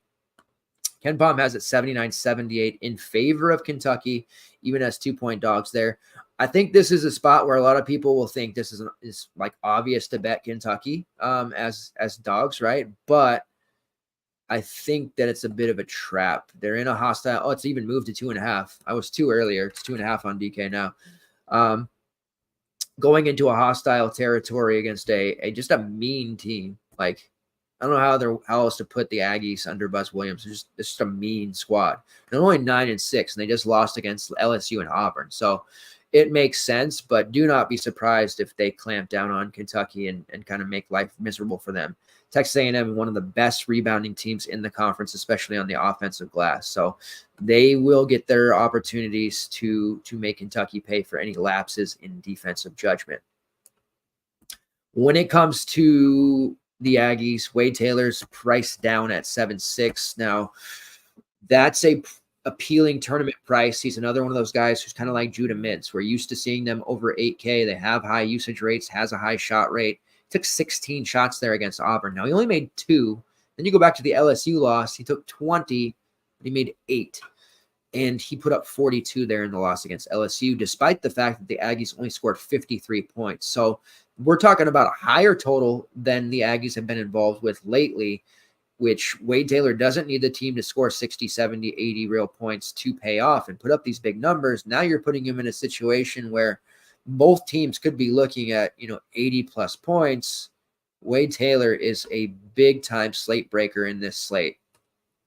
I really like him a lot more than I expected to heading into a large slate like this. I don't normally expect myself to be, I'm going to play Wade Taylor on a 12 gamer, but this is a great spot going up against that Kentucky backcourt where I think he's going to be a real problem. He's fearless. He might not be super efficient while doing it, but if he's going to take 22 shots, he's absolutely got to be in consideration for each and every lineup you make. In fact, I'll go as far to say he's probably one of the top 3 plays on the entire slate. 35-minute Wade Taylor is a slate breaker. If I give him 38 minutes, it's like, I don't know what to say, like 40 fantasy points, just easily the best play on the slate, if not one, top 3 for sure, but might be the best play on the slate. And we're talking about a player in Wade Taylor that I haven't really talked about a lot this year. I don't core him ever. I don't highlight him as much. Like, he'll be in the player pool list that I make, but I don't normally talk that way about him. So if that tells you anything, just how high I actually am on Wade Taylor. Henry Coleman coming at 6'3", a preeminent elite GBP spot. If he put up 5, you wouldn't be shocked. If he put up 45, you wouldn't be shocked, right? A lot's going to be contingent upon the foul trouble for Bradshaw, the foul trouble for Coleman, which he doesn't normally get into foul trouble. But this Kentucky front court is undersized outside of Bradshaw. We've talked about that all year long. Coleman could have a really big rebounding game against them, and he's only 6'3". So he's also somebody that needs to be in consideration in all formats, but I'm mostly going to keep him to alt team exposure because we know how low that floor can be. Anderson Garcia has put up my son, Anderson Garcia. He's really grown up this year, 30 plus fantasy points in 3 of his last 4. Talking about a guy who, priced at 4K, 3.5 the last couple of years. We talk ourselves into using him on slates where we don't have value because he's so active, and he'll have games where he pulls down 10 rebounds or scores 15 points. Never consistent. Now he's up at 6'2", where it's like, whoa, can I pay that for Anderson Garcia? But he has been phenomenal. Certainly a guy that we can look at in GPPs because of the expected score here. And a lot of these Aggies guys are going to project well for us, and he's definitely one of them. Then we get to Tyrese Radford, who was a busted price on the last slate and was accordingly super chalky against Auburn at 4.9. They move him to 5.7, which is probably not going to be enough after he just put up 30-plus fantasy points. 30 minutes or more, 15 shots, just like Wade Taylor. Tyrese Radford should put up a big number, and he's obviously much cheaper than Taylor. I'm not going to sit here and say he's the best play on the slate, but for his price level between 5 and 6K, he's definitely going to be up there, and I can guarantee he's going to see an ass load, for lack of a better term, of ownership. So expect to see a lot of these Texas A&M guys in play, which may surprise you to a degree, but that's just the way Kentucky games are going to be this year. Looking at Kentucky, again, playing at the 14th fastest tempo, that's just leading to a lot of fantasy goodness throughout. And the games that they're winning, 87-85 against Florida. Florida put up a nice score across the board. Zion Poole and Walter Clayton both put up big numbers. Riley QL got hot randomly, which we haven't been seeing much from him. You see the Missouri game, in which they won 90-77. Noah Carter got hot from long range. We love Noah Carter. Mark Bates scored a bunch. Sean E scored a bunch. So we're just seeing some big scores, even regardless of who's winning. We don't really care about that. Certainly on the Aggie side.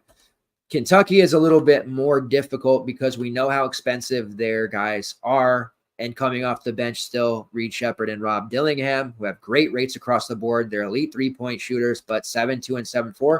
It's just the case each and every slate. Like Dillingham, he put up 32 against Missouri, but he played 19 minutes. And you can see the downside there because against Florida, in almost an identical type of game, in 18 minutes, he put up 7. So you can't realistically use him in anything besides a couple of throwaway GPP lineups.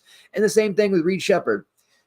He at least is getting more minutes, 25 to 27, but the last couple, 23 against Florida is okay, I suppose, but 13 against Missouri at 8K. Now he's sitting there at 7.4, where we saw him against Louisville, Illinois State, and North Carolina put up 27 plus. He has that upside. But again, coming off the bench, there's just so much volatility there. And Trey Mitchell, who's priced above Armando Bacot and above Joel Soriano, just hung 50 on Missouri. You cycle back a few games to Louisville, he hung 50 on them there, 30 against Illinois State, 29 against Florida. You might be tempted to play Trey Mitchell, but he's not 7.1. He's not even 7.3, 7.6, any of the prices he normally is. He's 8.4, and you're really taking a risk there because I do think things will be a little bit tougher for him, at least offensively, going up against this Aggies team. That price point is a lot to justify, and taking him at that price point over Bacot Soriano, there's just way too much downside for me, especially if that's something that people are just going to be clicking in and rolling with. I like the leverage of being underweight on a player like Trey Mitchell. As good as he's been, I mean, he's still probably going to project quite well, 36 minutes. But I don't know how we can pay that price point when the guys around him just are higher ceiling guys usually. And there are so many other mouths on this Kentucky team, even though their rotation settled in around 7-8. Any of those guys could pop off at any time, and Mitchell will be relegated to getting his points off of putbacks, getting blocks, stuff like that. And just the last couple of games, he's been the focal point, and you've seen it. But it could very easily be a Dillingham game. It could very easily be an Antonio Reeves game.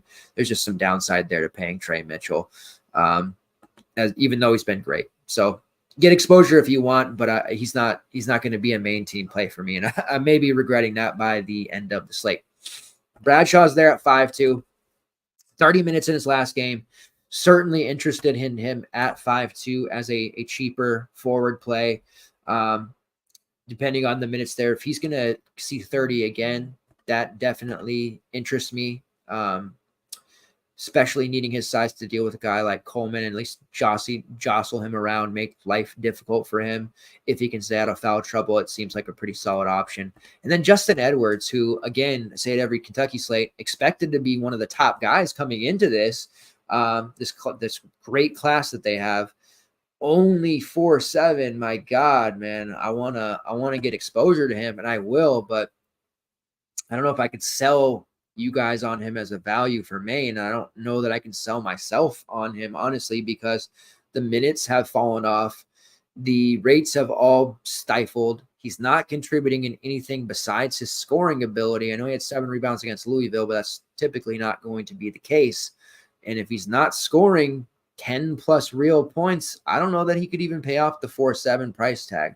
But Jesus, if you told me at the beginning of the season that 4.7 Justin Edwards would not be 100% owned play, I would have thought you were completely off your rocker and told you to get, go cover golf or something like that, because there's just no way. And here we are, January 12th, midway through, like almost the exact midway point through the season, and we're looking at Justin Edwards at 4.7 and really not batting an eye. College basketball really is crazy sometimes, but I'll have exposure to Edwards, no doubt about it. St. John's looks real good. Hell yeah. Hell yeah, man. That 8-point spread is nuts. I don't know, man. I don't want to put so much weight on it that I jinx it, because I pride myself on not being a jinx. But if I tempt I am the most superstitious guy you'll ever meet. If you guys are new to the show tonight, I want to be clear about that. I don't want to continue to harp on something that the gods will, smite me with. So yes, I think St. John's is great for sure. All right, let's move on to the next game here. We're getting just down to the nitty gritty. God, my sinuses are killing. Xavier versus Providence, 3-point spread for Providence, 142.5 total. Devin Carter, man, you know what? The slate where we took Soriano and Baycott, it ended up a good slate for me. And I know a lot of you guys ended up good too, but God, I was so irritated with myself because I said it all morning and afternoon, like I should just play Devin Carter. I know he's 9-1, but no Bryce Hopkins. We should just play Devin Carter. It's weird that where no one's on Devin Carter is going to have every shot he wants.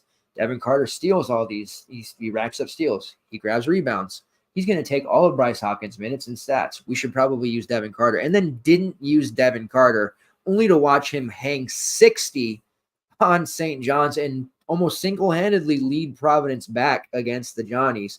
31 points, 13 rebounds, 4 steals. Did eventually foul out in 35 minutes, but Jesus, he is going to do some gnarly things to Xavier. And if we can find a way to fit him without making a super amount of sacrifices with Soriano, Baycott, some of these mid-tier plays that we really want, we have to do it. And we might still have to make sacrifices to fit Devin Carter, because even at 9.6, which you probably, because I know I wouldn't have ever thought, dating back to a couple of years ago when he first started out, coming off the bench, showing flashes, that we would ever consider paying 9.6 for him. But he's going to play 38 minutes. He may not come off the floor. How does he not put up 50 against Xavier back-to-back games? Like, he has just got to be a priority. And I know there's a lot of high-priced guys that I'm just like, just totally googly-eyed about, and there's still a few left. Don't you worry. But we got to find a way to fit Devin Carter in this spot against Xavier. They're not going to be able to defend him. He's going to harass the primary ball handler. He's going to rack up more steals. He's going to hit more shots. Xavier's playing at a top 75 tempo. They're turning the ball over a lot. They're just getting involved in these games. And also on that same the Wednesday slate was fire, man. So much fire. The Connecticut game, which Xavier pushed them, that was the one where we also said, the UConn stack is nice. And a lot of us ended up with Newton Castle or Castle Spencer, and all of those guys put up 40 plus. knowing what Tristan Newton just did to them, 16 points, 11 assists, Castle, 12, 6 and 8, Florida with the triple-double, Cam Spencer, 19, 6 and 4 with 4 steals. Knowing what those guys just did, and let's go back and look at some others just to drive this point home. Xavier,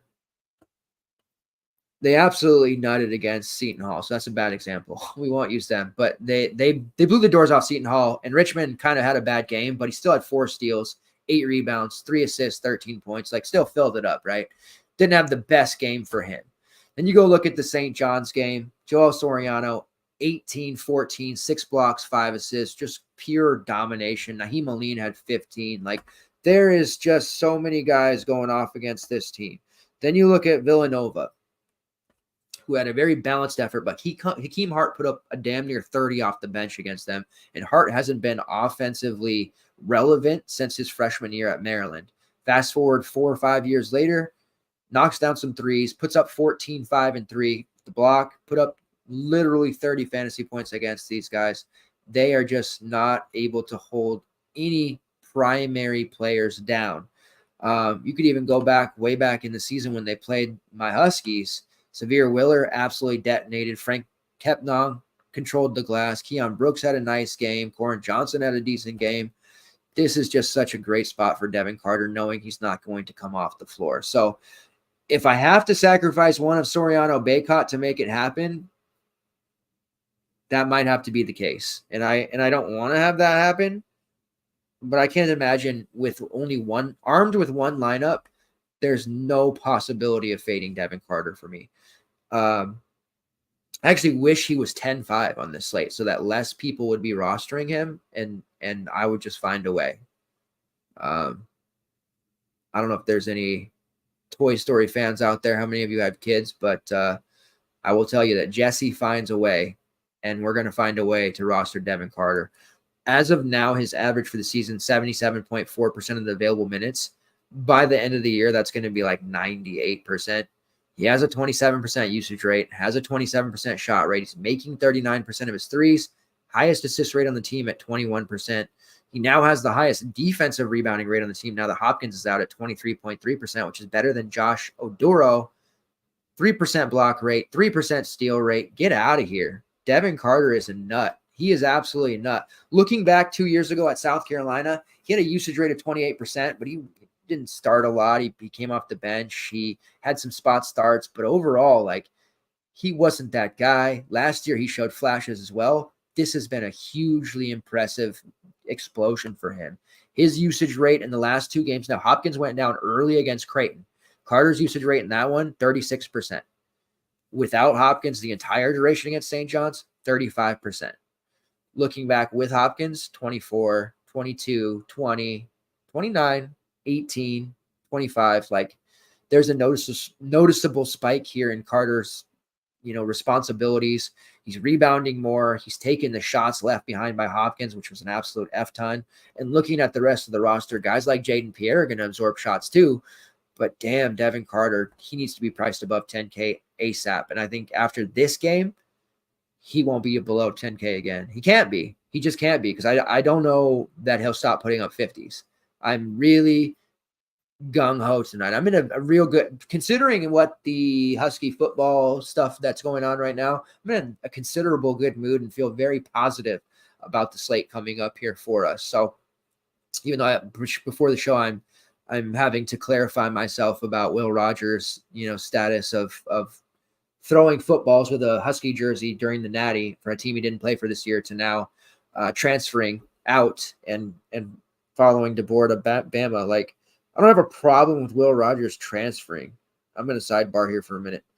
But I just look, what the hell? What do you look like wearing a jersey for a team you didn't play for that season? Kind of nut riding, right? Being a sack chaser is what we used to say. Throwing footballs on the sidelines to now, like, not being on the team. Like, follow DeBoer, that's fine. I'm the biggest proponent of the portal. I argue with people all the time about how the portal is actually good for college sports. I like it. I think it's great. I know a lot of people don't. But he just looks like straight goon doing that. That's the point I was trying to make. Like, I don't know. I don't know, whatever. I know you guys don't care about that, but sometimes, you're going to hear me talk about stuff on the sidebar because sometimes I just have to get it out. All right. Speaking of Jaden Pierre, 5'8", he's probably priced out at that, but you look at the last two games without Hopkins, leaving early and not playing at all against St. John's, 26 plus fantasy points, has taken 24 shots in those two games. So certainly viable, but I think we probably missed our window there. I don't want to pay 5.8 for Pierre because there is some downside, but he's going to have a ton of shots. 6K for ticket gain, same thing, playing every minute. Kind of a low upside guy, though. And then you have my man Josh Oduro, also at 8.5, which is pretty spendy for him, playing a lot of minutes. It's not rebounding the way that you would expect him to. Going up against Xavier, who does have Abu Ismail, who is a really elite interior guy, shot blocker, rebounder, Oduro might have problems with that physicality. So I'm not really looking to him. I'm just going to Carter. Now, Corey Floyd is going to start probably and play the minutes. Now, he's 3.9. Now he's 3.8. He was super chalky on that slate. Like, I didn't bat an eye. I was not playing Corey Floyd. I know he played 29 minutes against Creighton, but he put up 5. And people were so quick to play him. We got away with fading him. And maybe people will be smart this time because he only played the 10 minutes. We might see the start for Garwi Duell. He ended up being a better matchup against St. John's. He played 33. So we might see Garwi step into the starting lineup over Floyd. He's got more upside overall, but he's not the greatest play either. But he is at 4.2, and he offers a little bit more than Floyd does. So look out for some change in the starting lineup there. You do have some viability just from a standpoint that you need to get the salary space to fit a guy like Devin Carter. And if you roster one of Floyd, Garwi, whoever starts, you got to keep in mind that it's less. One of my dubisms, it's less about what he's going to do for you for his score and more about what he does for you, making room for those guys that you're hoping put up those 6, 7, 8x scores. So that's what you're doing by putting one of those guys in. But I probably wouldn't recommend it. On the Xavier side, the three-headed monster of Quincy Olivari, Desmond Cloud, and Davion McKnight. They're all priced where they should be. Cloud is my favorite and continues to be. He's there at 7.1. We saw some pretty good things out of him last game. He is a bucket getter for them. McKnight, more of a facilitator. Don't love him. The price is starting to drop back down again, but I need to see it go down further. Olivari is a high volume, high usage scorer, has put up 30 plus fantasy points in 3 straight. He's okay, but where would we ever have the salary to play him, and who would we actually play him over? It's kind of the question I would have there. You do have Abu Osman at 6.7. I thought he was going to struggle against UConn, but, without Klingon, obviously that's not as daunting. Samson Johnson didn't give him a run. He put up a real nice score, 11 rebounds, 9 points, right around 25 fantasy points. He is a foul prone player, but he stayed out of foul trouble against UConn, played 31 minutes. Now, I can't realistically get to him at 6.7, but the Providence front court, he could definitely put up another pretty big rebounding game. I don't know if he would have it in him to put up the kind of game he put up against Seton Hall, 16, 10, and 5 blocks, but if he can eclipse 30 minutes and stay out of foul trouble, there is a path to him absolutely putting up a big score here against this Friars team. I have no doubt about that. As far as any others on Xavier being viable, because we need to find more value, we need to diversify a little bit with our player pool. The way that they ran it last game, Gaius Namakaiza played 22 minutes as a starter. Lazar Dakovic played 14. He had family there to see him as well. And then Drake Green played 13. Early in the season, Drake Green was a very intriguing value look. Had a very nice game for us way, way earlier in the season. Hit some threes. Definitely not afraid to take shots. You see in 4 straight games, he's taken 3+ threes. So he's definitely a guy who will look for his shots when he's on the floor, but he's only playing about 10 to 15 minutes. We need to get him up to 20 before you can really consider him, but there is a path to him paying off 3.5. He put up 15 against Seton Hall, 12 against Villanova, and 11 against UConn. So it's not the worst thing in the world if he can give you a number like that, especially if it leads to a 50 burger for Devin Carter. All right, next game on the slate, Oklahoma versus Kansas. This is one that is really like on the real life basketball intrigue for me, not as much in DFS circles.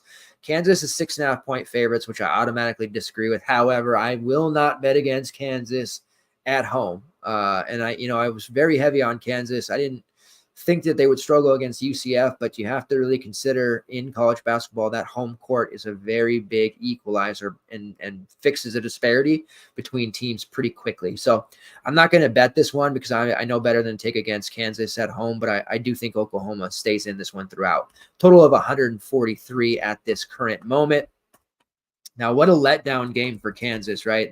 Nobody wants to be the 1 seed. Purdue drops, Houston drops, Kansas drops. Like, that was a pretty damn terrible loss against UCF. And you saw Hunter Dickinson's dark side come out in that game. He was flustered. He was fouling a bunch. He was doing that dirty stuff that he does, hacking and just doing what we saw out of him at Michigan. Very flustered. We did still see a solid but not great game out of Kevin McCullough. DeHaan Harris wasn't great offensively. Adams tried to carry when Dickinson couldn't, but he doesn't have it in him. What we saw was Johnny Furphy have a pretty solid game, the freshman who came on and played 17 minutes off the bench and really kind of, with Dickinson just losing his cool, had to sit down. Furphy came in there and was providing them with some pretty solid looks. He's 4K. I think we could see him start to trend towards the 20-minute mark. Kansas isn't a lot of depth. They don't have much at all to speak of. So I do like Furphy in that regard and think that he can be an interesting look to a degree. Marco Jackson as a starter playing over 20 minutes, just a low volume, low usage guy playing 20 minutes. I mean, he's only taken 4 shots in the past 2 games. He didn't shoot it all against UCF. So it's really hard to get with a guy like that and roster him in any kind of main capacity when he's just not taking any shots. Clearly, it almost looks like he's afraid to do so. Harris is at least interesting at 6'5", plays every minute. They have the whole thing like Harris scores when he needs to. They needed him to score against UCF and he didn't. So I don't know if that applies to him anymore, but we have seen him have some offensive explosions. He's an interesting look there at 6'5". Adams at 6'9" is too priced out for me personally, especially going against a Porter Moser defense. And I think the 8.7 price for McCullough is solid, but he is definitely not a priority for me over the likes of Devin Carter, Baycott, Soriano, guys like that. GPP look, yes, but I'm not going to McCullough there. I do think he starts to not hit a wall, but I think we see less of those 50s from him and more of the 30, 35s, which are still good scores, but his price is going to have to come down. Almost 10K for Dickinson. That's a no thank you. I think that Oklahoma has the chops to fluster him, but at home, he's been dominant. I think the ref show will help him a little bit. I'm certainly worried about fading him, but there's no realistic path to rostering Hunter Dickinson for me. Maybe I'll get some exposure in the 20 plus lineups that I'm planning to run, but when it comes to the one lineups, contests, Dickinson's not going to be on my roster. If he blows up, then so be it. I have a feeling he won't be on many, but we'll see. Oklahoma, my man Javion McCollum, so consistent. I generally just bet his props. He's got PRAs of like 19, 20 and a half, 21 and a half. I just continue to hit the overs on his props and just cash those. It's hard to roster him, I know, at 7K, but he is clearly developed into the best player on this team and very, very consistent. One of the favorite plays of mine. Ortega Aui's there at 6'1". He's had a couple of down games recently, so we've got a depressed price here after he was 7'1" just a couple of weeks ago.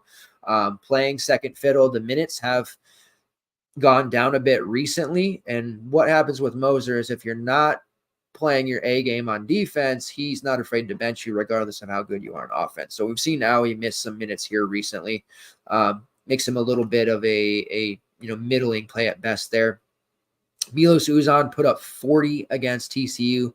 That's not typical of him, so don't roster him tomorrow thinking that you're going to be delivered a monster game. He's definitely capable, but more of a third, fourth option on most days. And then the front court, which is kind of shared between Jelon Moore, who has his moments definitely, but is priced out at 6K. Sam Godwin, who is 5'4", not really rosterable there, probably going to get in foul trouble. And the Pittsburgh transfer, John Hughley, who hasn't really caught on to big minutes. He did get 22 against TCU and looked good, but I can't imagine any scenario in which Dickinson and the refs on Kansas's home floor don't tag Hughley with 2 instant fouls. Like the moment he steps on the court, like within a second, 2 whistles, back to the bench. I do like some value here with Latrey Darthard at 4.6. He was terrible against TCU, but he is getting consistent 20-plus minutes, and they're going to need him to contribute something. And even though he hasn't been great, look at the shot attempts. 6 threes, 4, 7, 7, 7, each of the last 5 games. And most of his shot attempts are coming from long range. At 4.6, he's not like 3.5 where we need him to hit 2, maybe get a couple of rebounds and we feel good. Like we need him to do a little bit more at 4.6. But he does open things up, and if he gets to where he hits those, like against Iowa State, you saw he hit 3 of 4, had 11 real points. He only hit 14 fantasy points, but at 4.6, if a guy gives us 15, that's not the end of the world. We're feeling pretty good about it, especially with one of our payups breaking the slate. So Darthard is one of those sneakier guys. He was a big look on Utah Valley last year. Certainly not forgotten how to play basketball. And then you also have Rivaldo Suarez at 4.5, playing consistent 20-plus minutes as well. Same kind of scenario as Darthard, except he's less of a scorer and more of a peripherals guy. He will give you rebounds. He will get assists. He contributes there. One of those situations where if we could put Darthard and Suarez together, we'd have one hell of a play at 4.5. With them separate, they're just middling, lower-tier options, but definitely there if you need them. All right, next game on the slate here, Virginia versus Wake Forest. Wake Forest 5.5-point favorites, 132 total. And this is where I dropped this little tidbit here. If you're just joining the show, one second, hold on. This is my face when I find out Efton Reed is going up against the Virginia front court, which is a major DVP.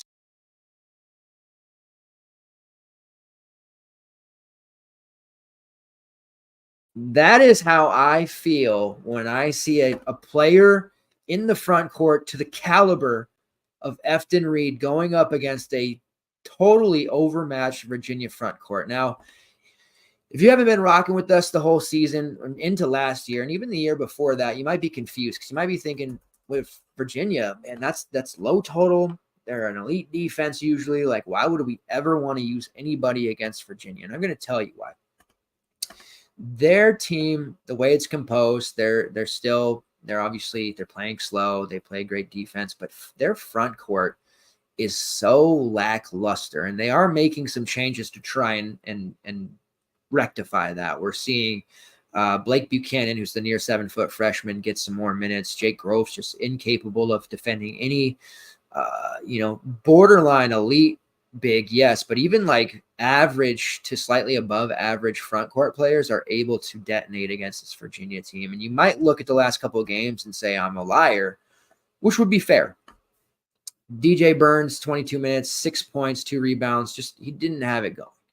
DJ Horn had a nice game against him, but overall NC State didn't take advantage of that matchup. You look at Louisville, Brandon Huntley Hatfield. He played the 33 minutes. He had some early foul trouble, 5 rebounds, 9 points. Didn't take advantage of that matchup.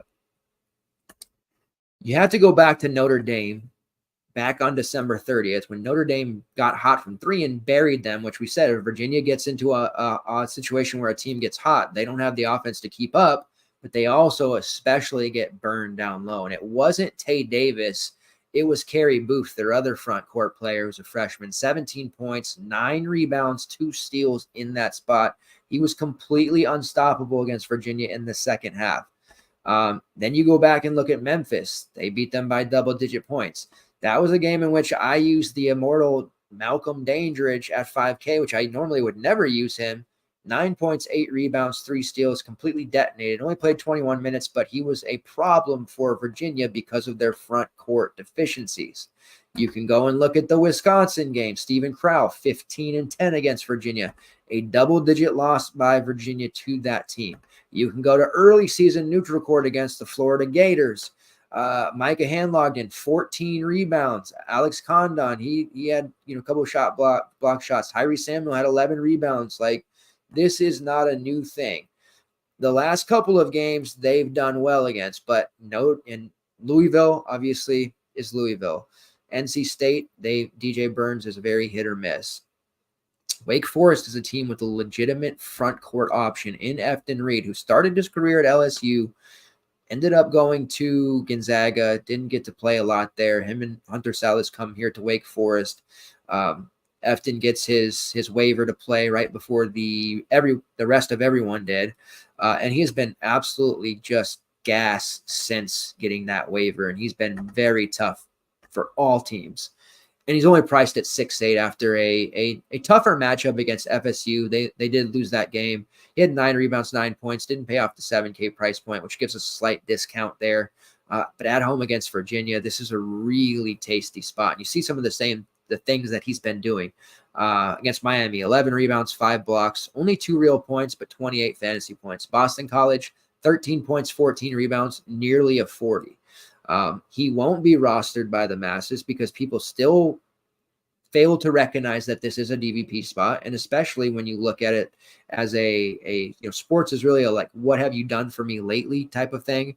And the last 2 games have not been DVP. They haven't taken advantage of this matchup, either team. But this is, if Efton Reed doesn't foul, like there's nobody on Virginia. They're going to throw Blake Buchanan out there who's tall, but he's not going to do anything to stop Efton Reed on the glass. Like there's no reason Reed shouldn't be able to pull down 10 plus rebounds with ease. In fact, we'll check the props when we're done here and see, but that's going to be one that I'm heavily involved with. So Efton Reed is the option there. I know we typically like to get on the Wake Forest guards, probably back off on them here against Virginia. Not the best spot. They could get hot, and if they do, they'll bury Virginia, but we're paying 7K plus for Hildreth, Salas, and Miller against Virginia. Probably not. If you don't want to go to Efton Reed, you do have Andrew Carr, who could thrive in a similar fashion, less of a banger that Reed is, does take threes, is a little bit better of a scorer, but he can rebound and contribute in other categories as well as 6'5". But this is the Efton Reed game. Circle Efton Reed in your player pool. He is the guy you want to roster here against Virginia. On the Virginia side, we want to target those guys because Wake Forest they're playing in fantasy friendly games consistently.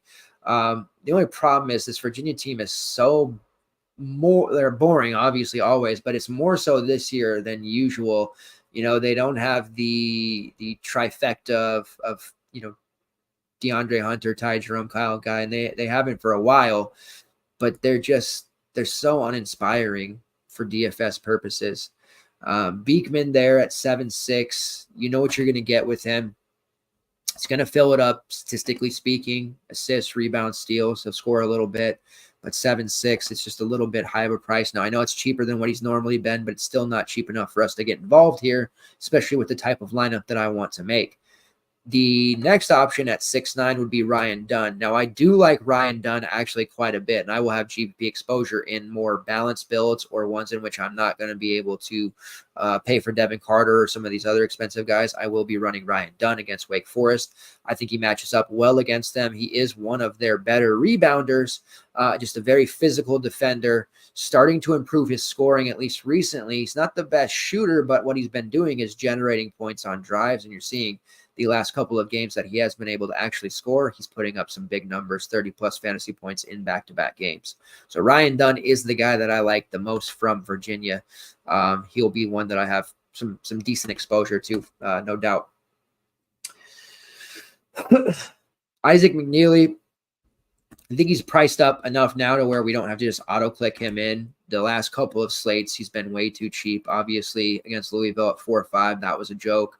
5-4 against NC State was still pretty cheap. He's just going to be chucking threes. That's what he does. When they're going in, he pays these prices off. When they're not, he falters out. So he's not the greatest price at 5.6. Still a maybe a last man in type, but not somebody that we need to prioritize by any means. Looking at let's get into the Virginia last box so we can look at their other guys. So, as I mentioned, they got Blake Buchanan into the starting lineup over Jake Groves to try and actually put some size in the paint there. He played 23 minutes. They had Andrew Rohde, who's been playing over 30 minutes, hit or miss offensively. And then off the bench, they played Jake Groves, Elijah Gertrude, and Tane Murray. I think we continue to see Buchanan operate in a higher minute role. A lot of it's going to come down to if he stays out of foul trouble, which is sometimes something that rears its ugly head. At 3.9, I do think he's an okay play as a value option in GPP because starting with 20 minutes, he should be able to get close to value there against Wake Forest. It's just going to depend on how much fouls he actually picks up.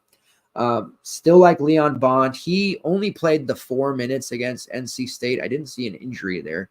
And only 8 against Louisville, which has caused his price to cascade down further.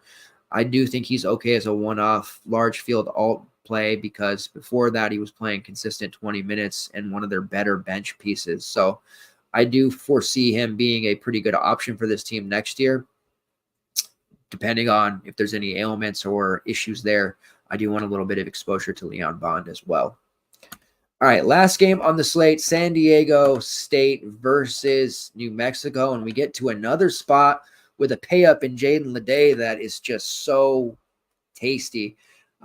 We need salary cheats, man. We need to be able to fit these guys, but we can't. We're not playing Baycott, Soriano, Carter, and Leday. So some tough decisions are going to have to be made. And this is where I would highly recommend that you look into doing some MME and multiple build stuff, because there's a lot of exposure pieces that I want here that I'm just not going to be able to fit into one lineup. And that's unfortunate. Jaden Leday should be a absolute smash type play in this matchup against New Mexico. This is another one that has me a little bit confused. New Mexico's 3.5 point favorites coming into this one, the total of 150. Normally San Diego State games, I don't think of them as a high scoring team or their games to go into, 80s, 90s. But this year has been a little different. They've been scoring a lot more. They've been uber efficient, and the ascension of Jaden Leday, who is currently 3rd in the player of the year rankings on Ken Pom, has been a big reason for that. They've relied less on their guards and more on Leday, and he has answered the call. 6th best fouls drawn rate at 8. He is getting everyone that tries to defend him into foul trouble. 30.6% shot rate, 30.6% usage rate, 29% shot rate, 36% from long range. So you've got a big who is viable taking shots from outside. Combined rebounding rate of nearly 30%, block rate over 2%, steal rate over 2%. Jaden Leday is the real deal. At 9K, we have to, again, make some sacrifices. Looking at the New Mexico side real quick and what they do. They're a moderate rebounding team, but they play an extremely fast pace, 17th in overall tempo, 36th in defensive efficiency, 68th in offensive efficiency. Just dropped a 10-point game to UNLV, giving up 83 points. Jamal Mashburn back for New Mexico, which is a plus. But you can tell it's been a struggle because they're getting guys back acclimated to him. We've seen minutes dropped for True Washington and getting Mashburn assimilated with the new pieces like Nelly Jr. Joseph and the freshman JT Toppin. It hasn't quite gone together just yet, and it's caused some issues. And Nelly Jr. Joseph's definitely gone through some struggles himself, coming from Iona where he was dominant to now a conference in the Mountain West that's going to be sending possibly 4 or 5 teams to the tournament. He's starting to have some struggles, crack a little bit. Looking at what Caleb Boone did against this New Mexico team, 29 points. He was getting putbacks. He was getting bunnies. He was getting behind the defense. Just a very efficient game from Caleb Boone. He was just murdering them down low. Got to the foul line 8 times. Just 4 rebounds, 2 assists, a block, and a steal, but he was scoring at a crazy clip. Brother Keelan, 17 points, 5 assists, hit 5 threes. He was doing big things. Luis Rodriguez, who is an eternal one, been around for a while, 8 rebounds against them, 13 points. Freshman Dedon Thomas, 7 assists, 14 points. But they had a lot of difficulties trying to contain the Boone brothers and Lou Rod off the glass. That is an area of the game for New Mexico that I just don't believe they're going to rectify and fix anytime soon. Going up against Colorado State recently, Nick Clifford, who is a wing player, think of him more on the perimeter, but he had 10 rebounds against them, was very efficient. Joel Scott, who is an undersized 4, 7 rebounds against them. There is just a clear precedence here for the way to play this New Mexico team, and it's through your front court. Look out for Jaden Leday. He is going to have a big game here, and the way that he already draws fouls and the way that we saw Caleb Boone, who's a lot more of an unpolished low post scorer and a big fouler himself, get to the foul line, it's going to be scary. Last game in which the Aztecs held off San Jose State, he had 19 free throw attempts, made 14 of them. Against Gonzaga, 12 free throw attempts, made 9 of them. Against UNLV, 9 free throw attempts, made 4 of them. But he is going to generate a ton of points, more points at the foul line than most guys will score just normally. Then you've got the rebounding upside of 10 plus. You're looking at a guy who could potentially put down 30 and 12 here and absolutely obliterate the slate. Yes, I want to have him. There is a path for him to fail on the road in a tough place like the Pit. If you don't know New Mexico's home court, it's a damn dungeon, man. It is not a pleasant place to play if you're a road team. That's a vicious home crowd. So bad whistle, maybe, road intimidation in the first half, which I don't think happens with Leday, but maybe. There's a path there. Just talk yourself out of rostering him. If it's a decision between him and finding that 600 for Devin Carter, that's maybe how you can get yourself away from Leday. But you want exposure to him for sure, and it's in a more traditionally harder to fill position like the forward slot. Leday playing 36 minutes against these guys it's going to be stupid how good he is. If he plays like 26 because of fouls, then we can get away from him, and some really tough decisions are going to have to be made on this slate. Who else besides Leday could we theoretically use on this San Diego State team? Well, the starting lineup that we would normally see, or what we should see, is the following. That San Jose State game was a road game, by the way, and they got pushed there. At home, they probably would have blown their doors off. Leday, Waters, and Butler, 30-plus minutes as starters. Micah Parrish and Elijah Sanders. They did play Jay Powell more off the bench because defensively he was giving them some real strong minutes.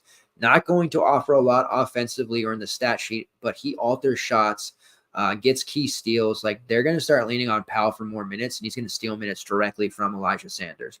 And then Darian Trammell, who was a big piece last year with Matt Bradley, missed part of the beginning there with some injury stuff, hasn't been able to get back in the starting lineup consistently. He did start against UNLV and he looked fine, had to start way back in the middle part of this of November. Played 33 minutes, looked fine, just hasn't gotten going. And if you remember, Trammell, who played at Seattle U a few years ago, was a streaky scorer. And it wasn't until late February, early March where he really came into play. And I'm not saying they're necessarily saving him for that time, but it wouldn't surprise me if Trammell starts to break through. Reese Waters being on the team this year and playing so well in all aspects has necessitated the lack of Darian Trammell minutes, but it wouldn't be shocking to see them flip-flop or even over Micah Parrish perhaps. But right now, those four are locked in between Parrish, Butler, Waters, and Leday. Saunders, Jay Powell rotating minutes. You're going to see Darian Trammell, give the water breaks to the Waters, Butler, Parrish conglomerate. They want to give Leday all the minutes he can handle. So that's kind of where we're at with those guys. On the New Mexico side, I don't have a lot of interest in any of them, and that might surprise you because some of the New Mexico prices are actually intriguing and might be a little bit too low, even in a quote-unquote tougher matchup. Let me just see what my UNM. Okay. Be smarter than the computer. Let's give me a second here.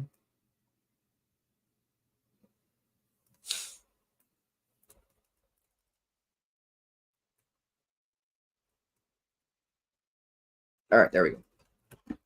So Mashburn at 7-1. Ordinarily, that would be an absolute smash type play, but because 6-1 actually, because he missed some time and is kind of having trouble connecting with this team so far, it's not actually the type of lock and load that it would have been last year.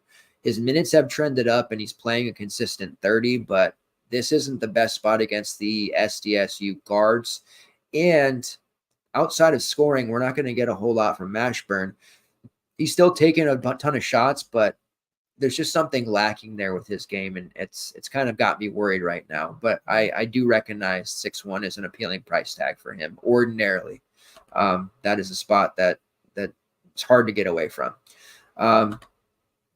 We do have a 7-5 price for Jalen House, who that's a pretty solid price. He falls in that Judah Mintz type of range as somebody who should probably be priced over 8K ordinarily. He is fairly matchup proof. If you want a GPP hammer type of play, Jalen House, higher usage rate, higher assist rate, somebody that you can look to.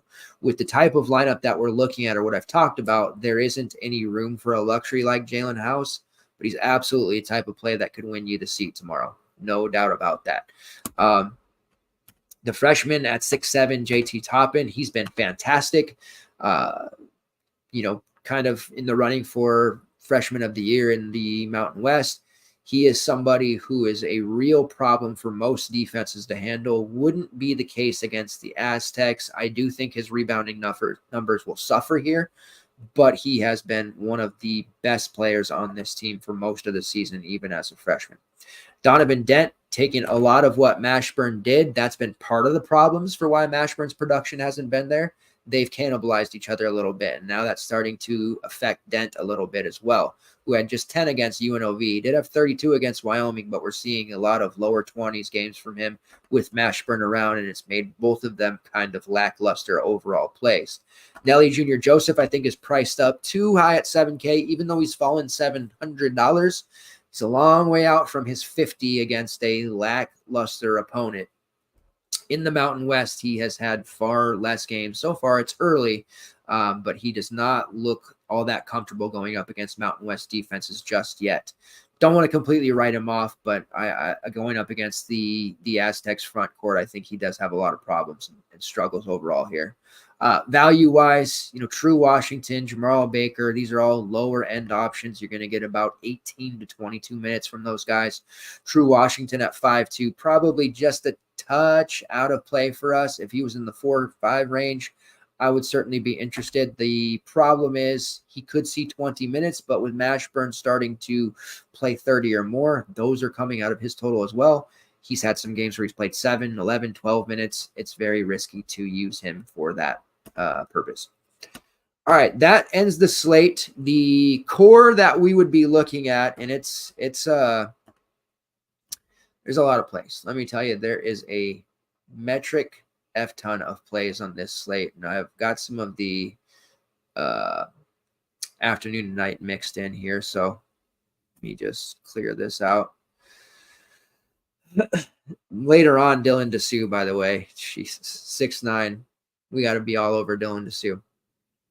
All right, so I'm going to be here for a core at this moment. Dalton Connect, who we were all over last slate, sitting there at 6'3". I guess the only worry would be that the Vols take care of business. If it was a home game, I think I'd be off them, because if they take care of business early, we will see Connect's minutes drop. That's just, I kind of looking at the last few Vols games, I feel like that's going to be a real pattern that we can pay attention to.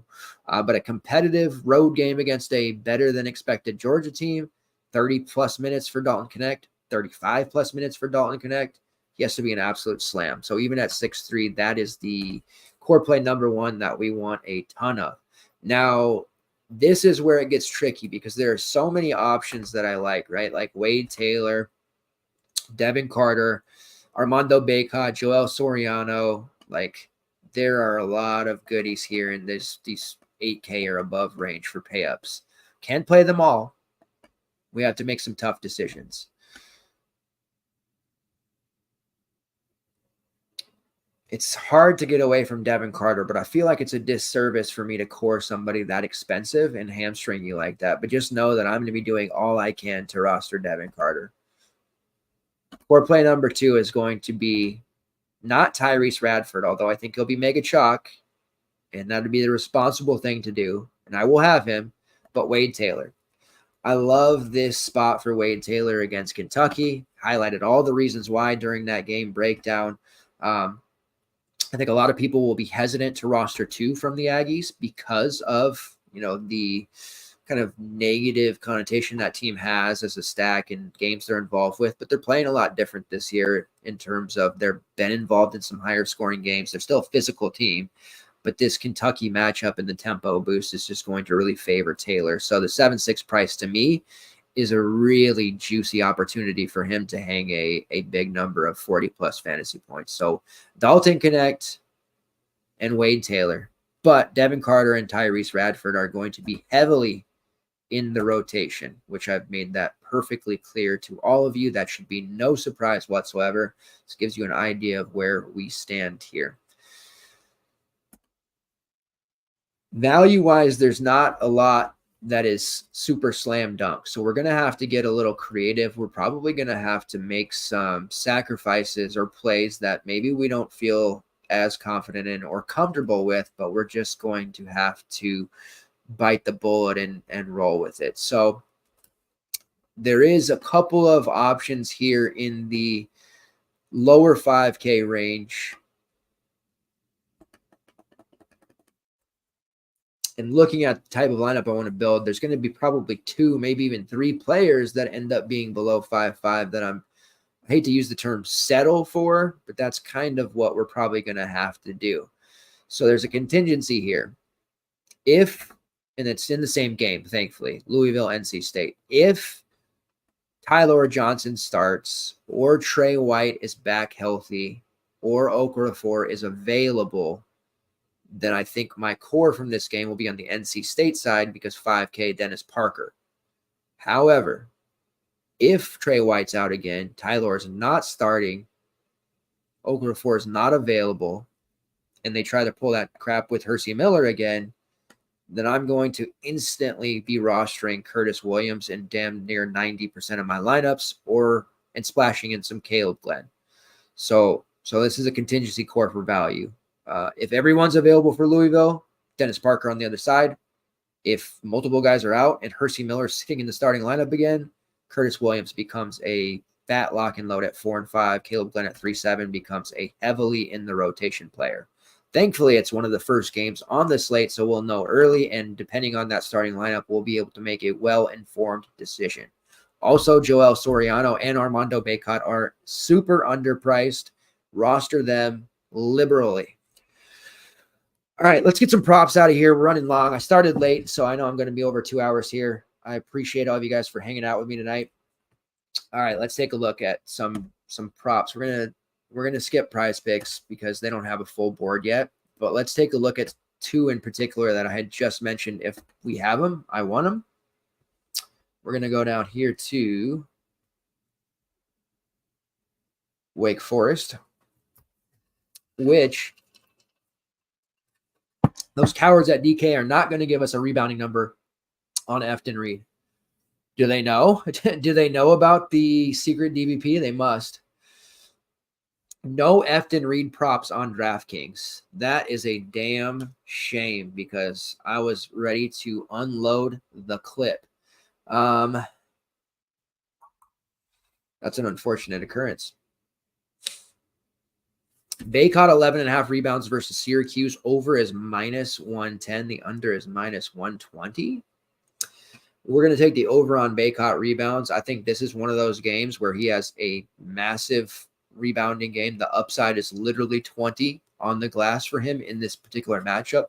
So we're going to take the over there. That is one of my favorites. Since I don't have FTN Reed available to me, we're going to go there.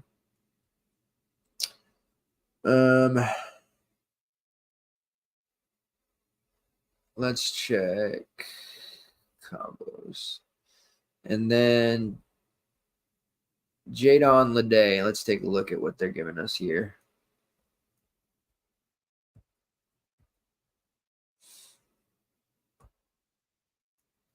Damn. They're skimping. All right. So giving a Lede combo at 30.5, but you can't take it as just straight up rebounds prop. So I'll be at the DK book in the morning to load up the tracker as well based off the plays that I'm doing there. I almost still like the Lede PRA at 30.5, but that's a little excessive. I'll probably not do that. The one that's actually super sneaky is Ryan Dunn over 16.5 PRA against Wake Forest, -120. That should be a pretty big cakewalk for him to hit 20 plus in this game because he does rebound so well. He can score a little bit. A lot of his stats do come from steals and blocks, which obviously won't help us there, but I think he's pretty on par with getting like 8 to 9 points, 7 to 8 rebounds, and getting us there with a couple of assists. So those are the 2 primary props I like. Number 1 bet, I tried to get away from it. I tried to look at some other stuff, but as promised, the 1 bet to win them all, St. John's +8. I just feel like that's wrong. I think that it'll be less in the morning, and I am tempted to go drive to the book right now to play some money on it, just in case it's not available tomorrow. I just might. 11:30 at night, and I just might in the frigid air. But that is it for the show. I appreciate everybody who tuned in here, hung out with me for the long haul. Again, there will be content for the afternoon and night slate with a snapshot of the top plays projection-wise, and then also access to the Google Sheet there for the main slate. So lots of stuff happening there. A player pool breakdown will also be out in the morning, and we'll be raring to go bright and early a couple of hours before the slate, talking shop and looking for any player news, starting lineups, or surprise scratches. Thanks, everybody. Make sure you hit the like button. Keep supporting the show, and we'll be back Monday night for the Big Tuesday slate. Thank you very much. Get some sleep. Be right back here tomorrow morning in the Discord and on Twitter as we grind our way to a day of green screens and window trips. See ya.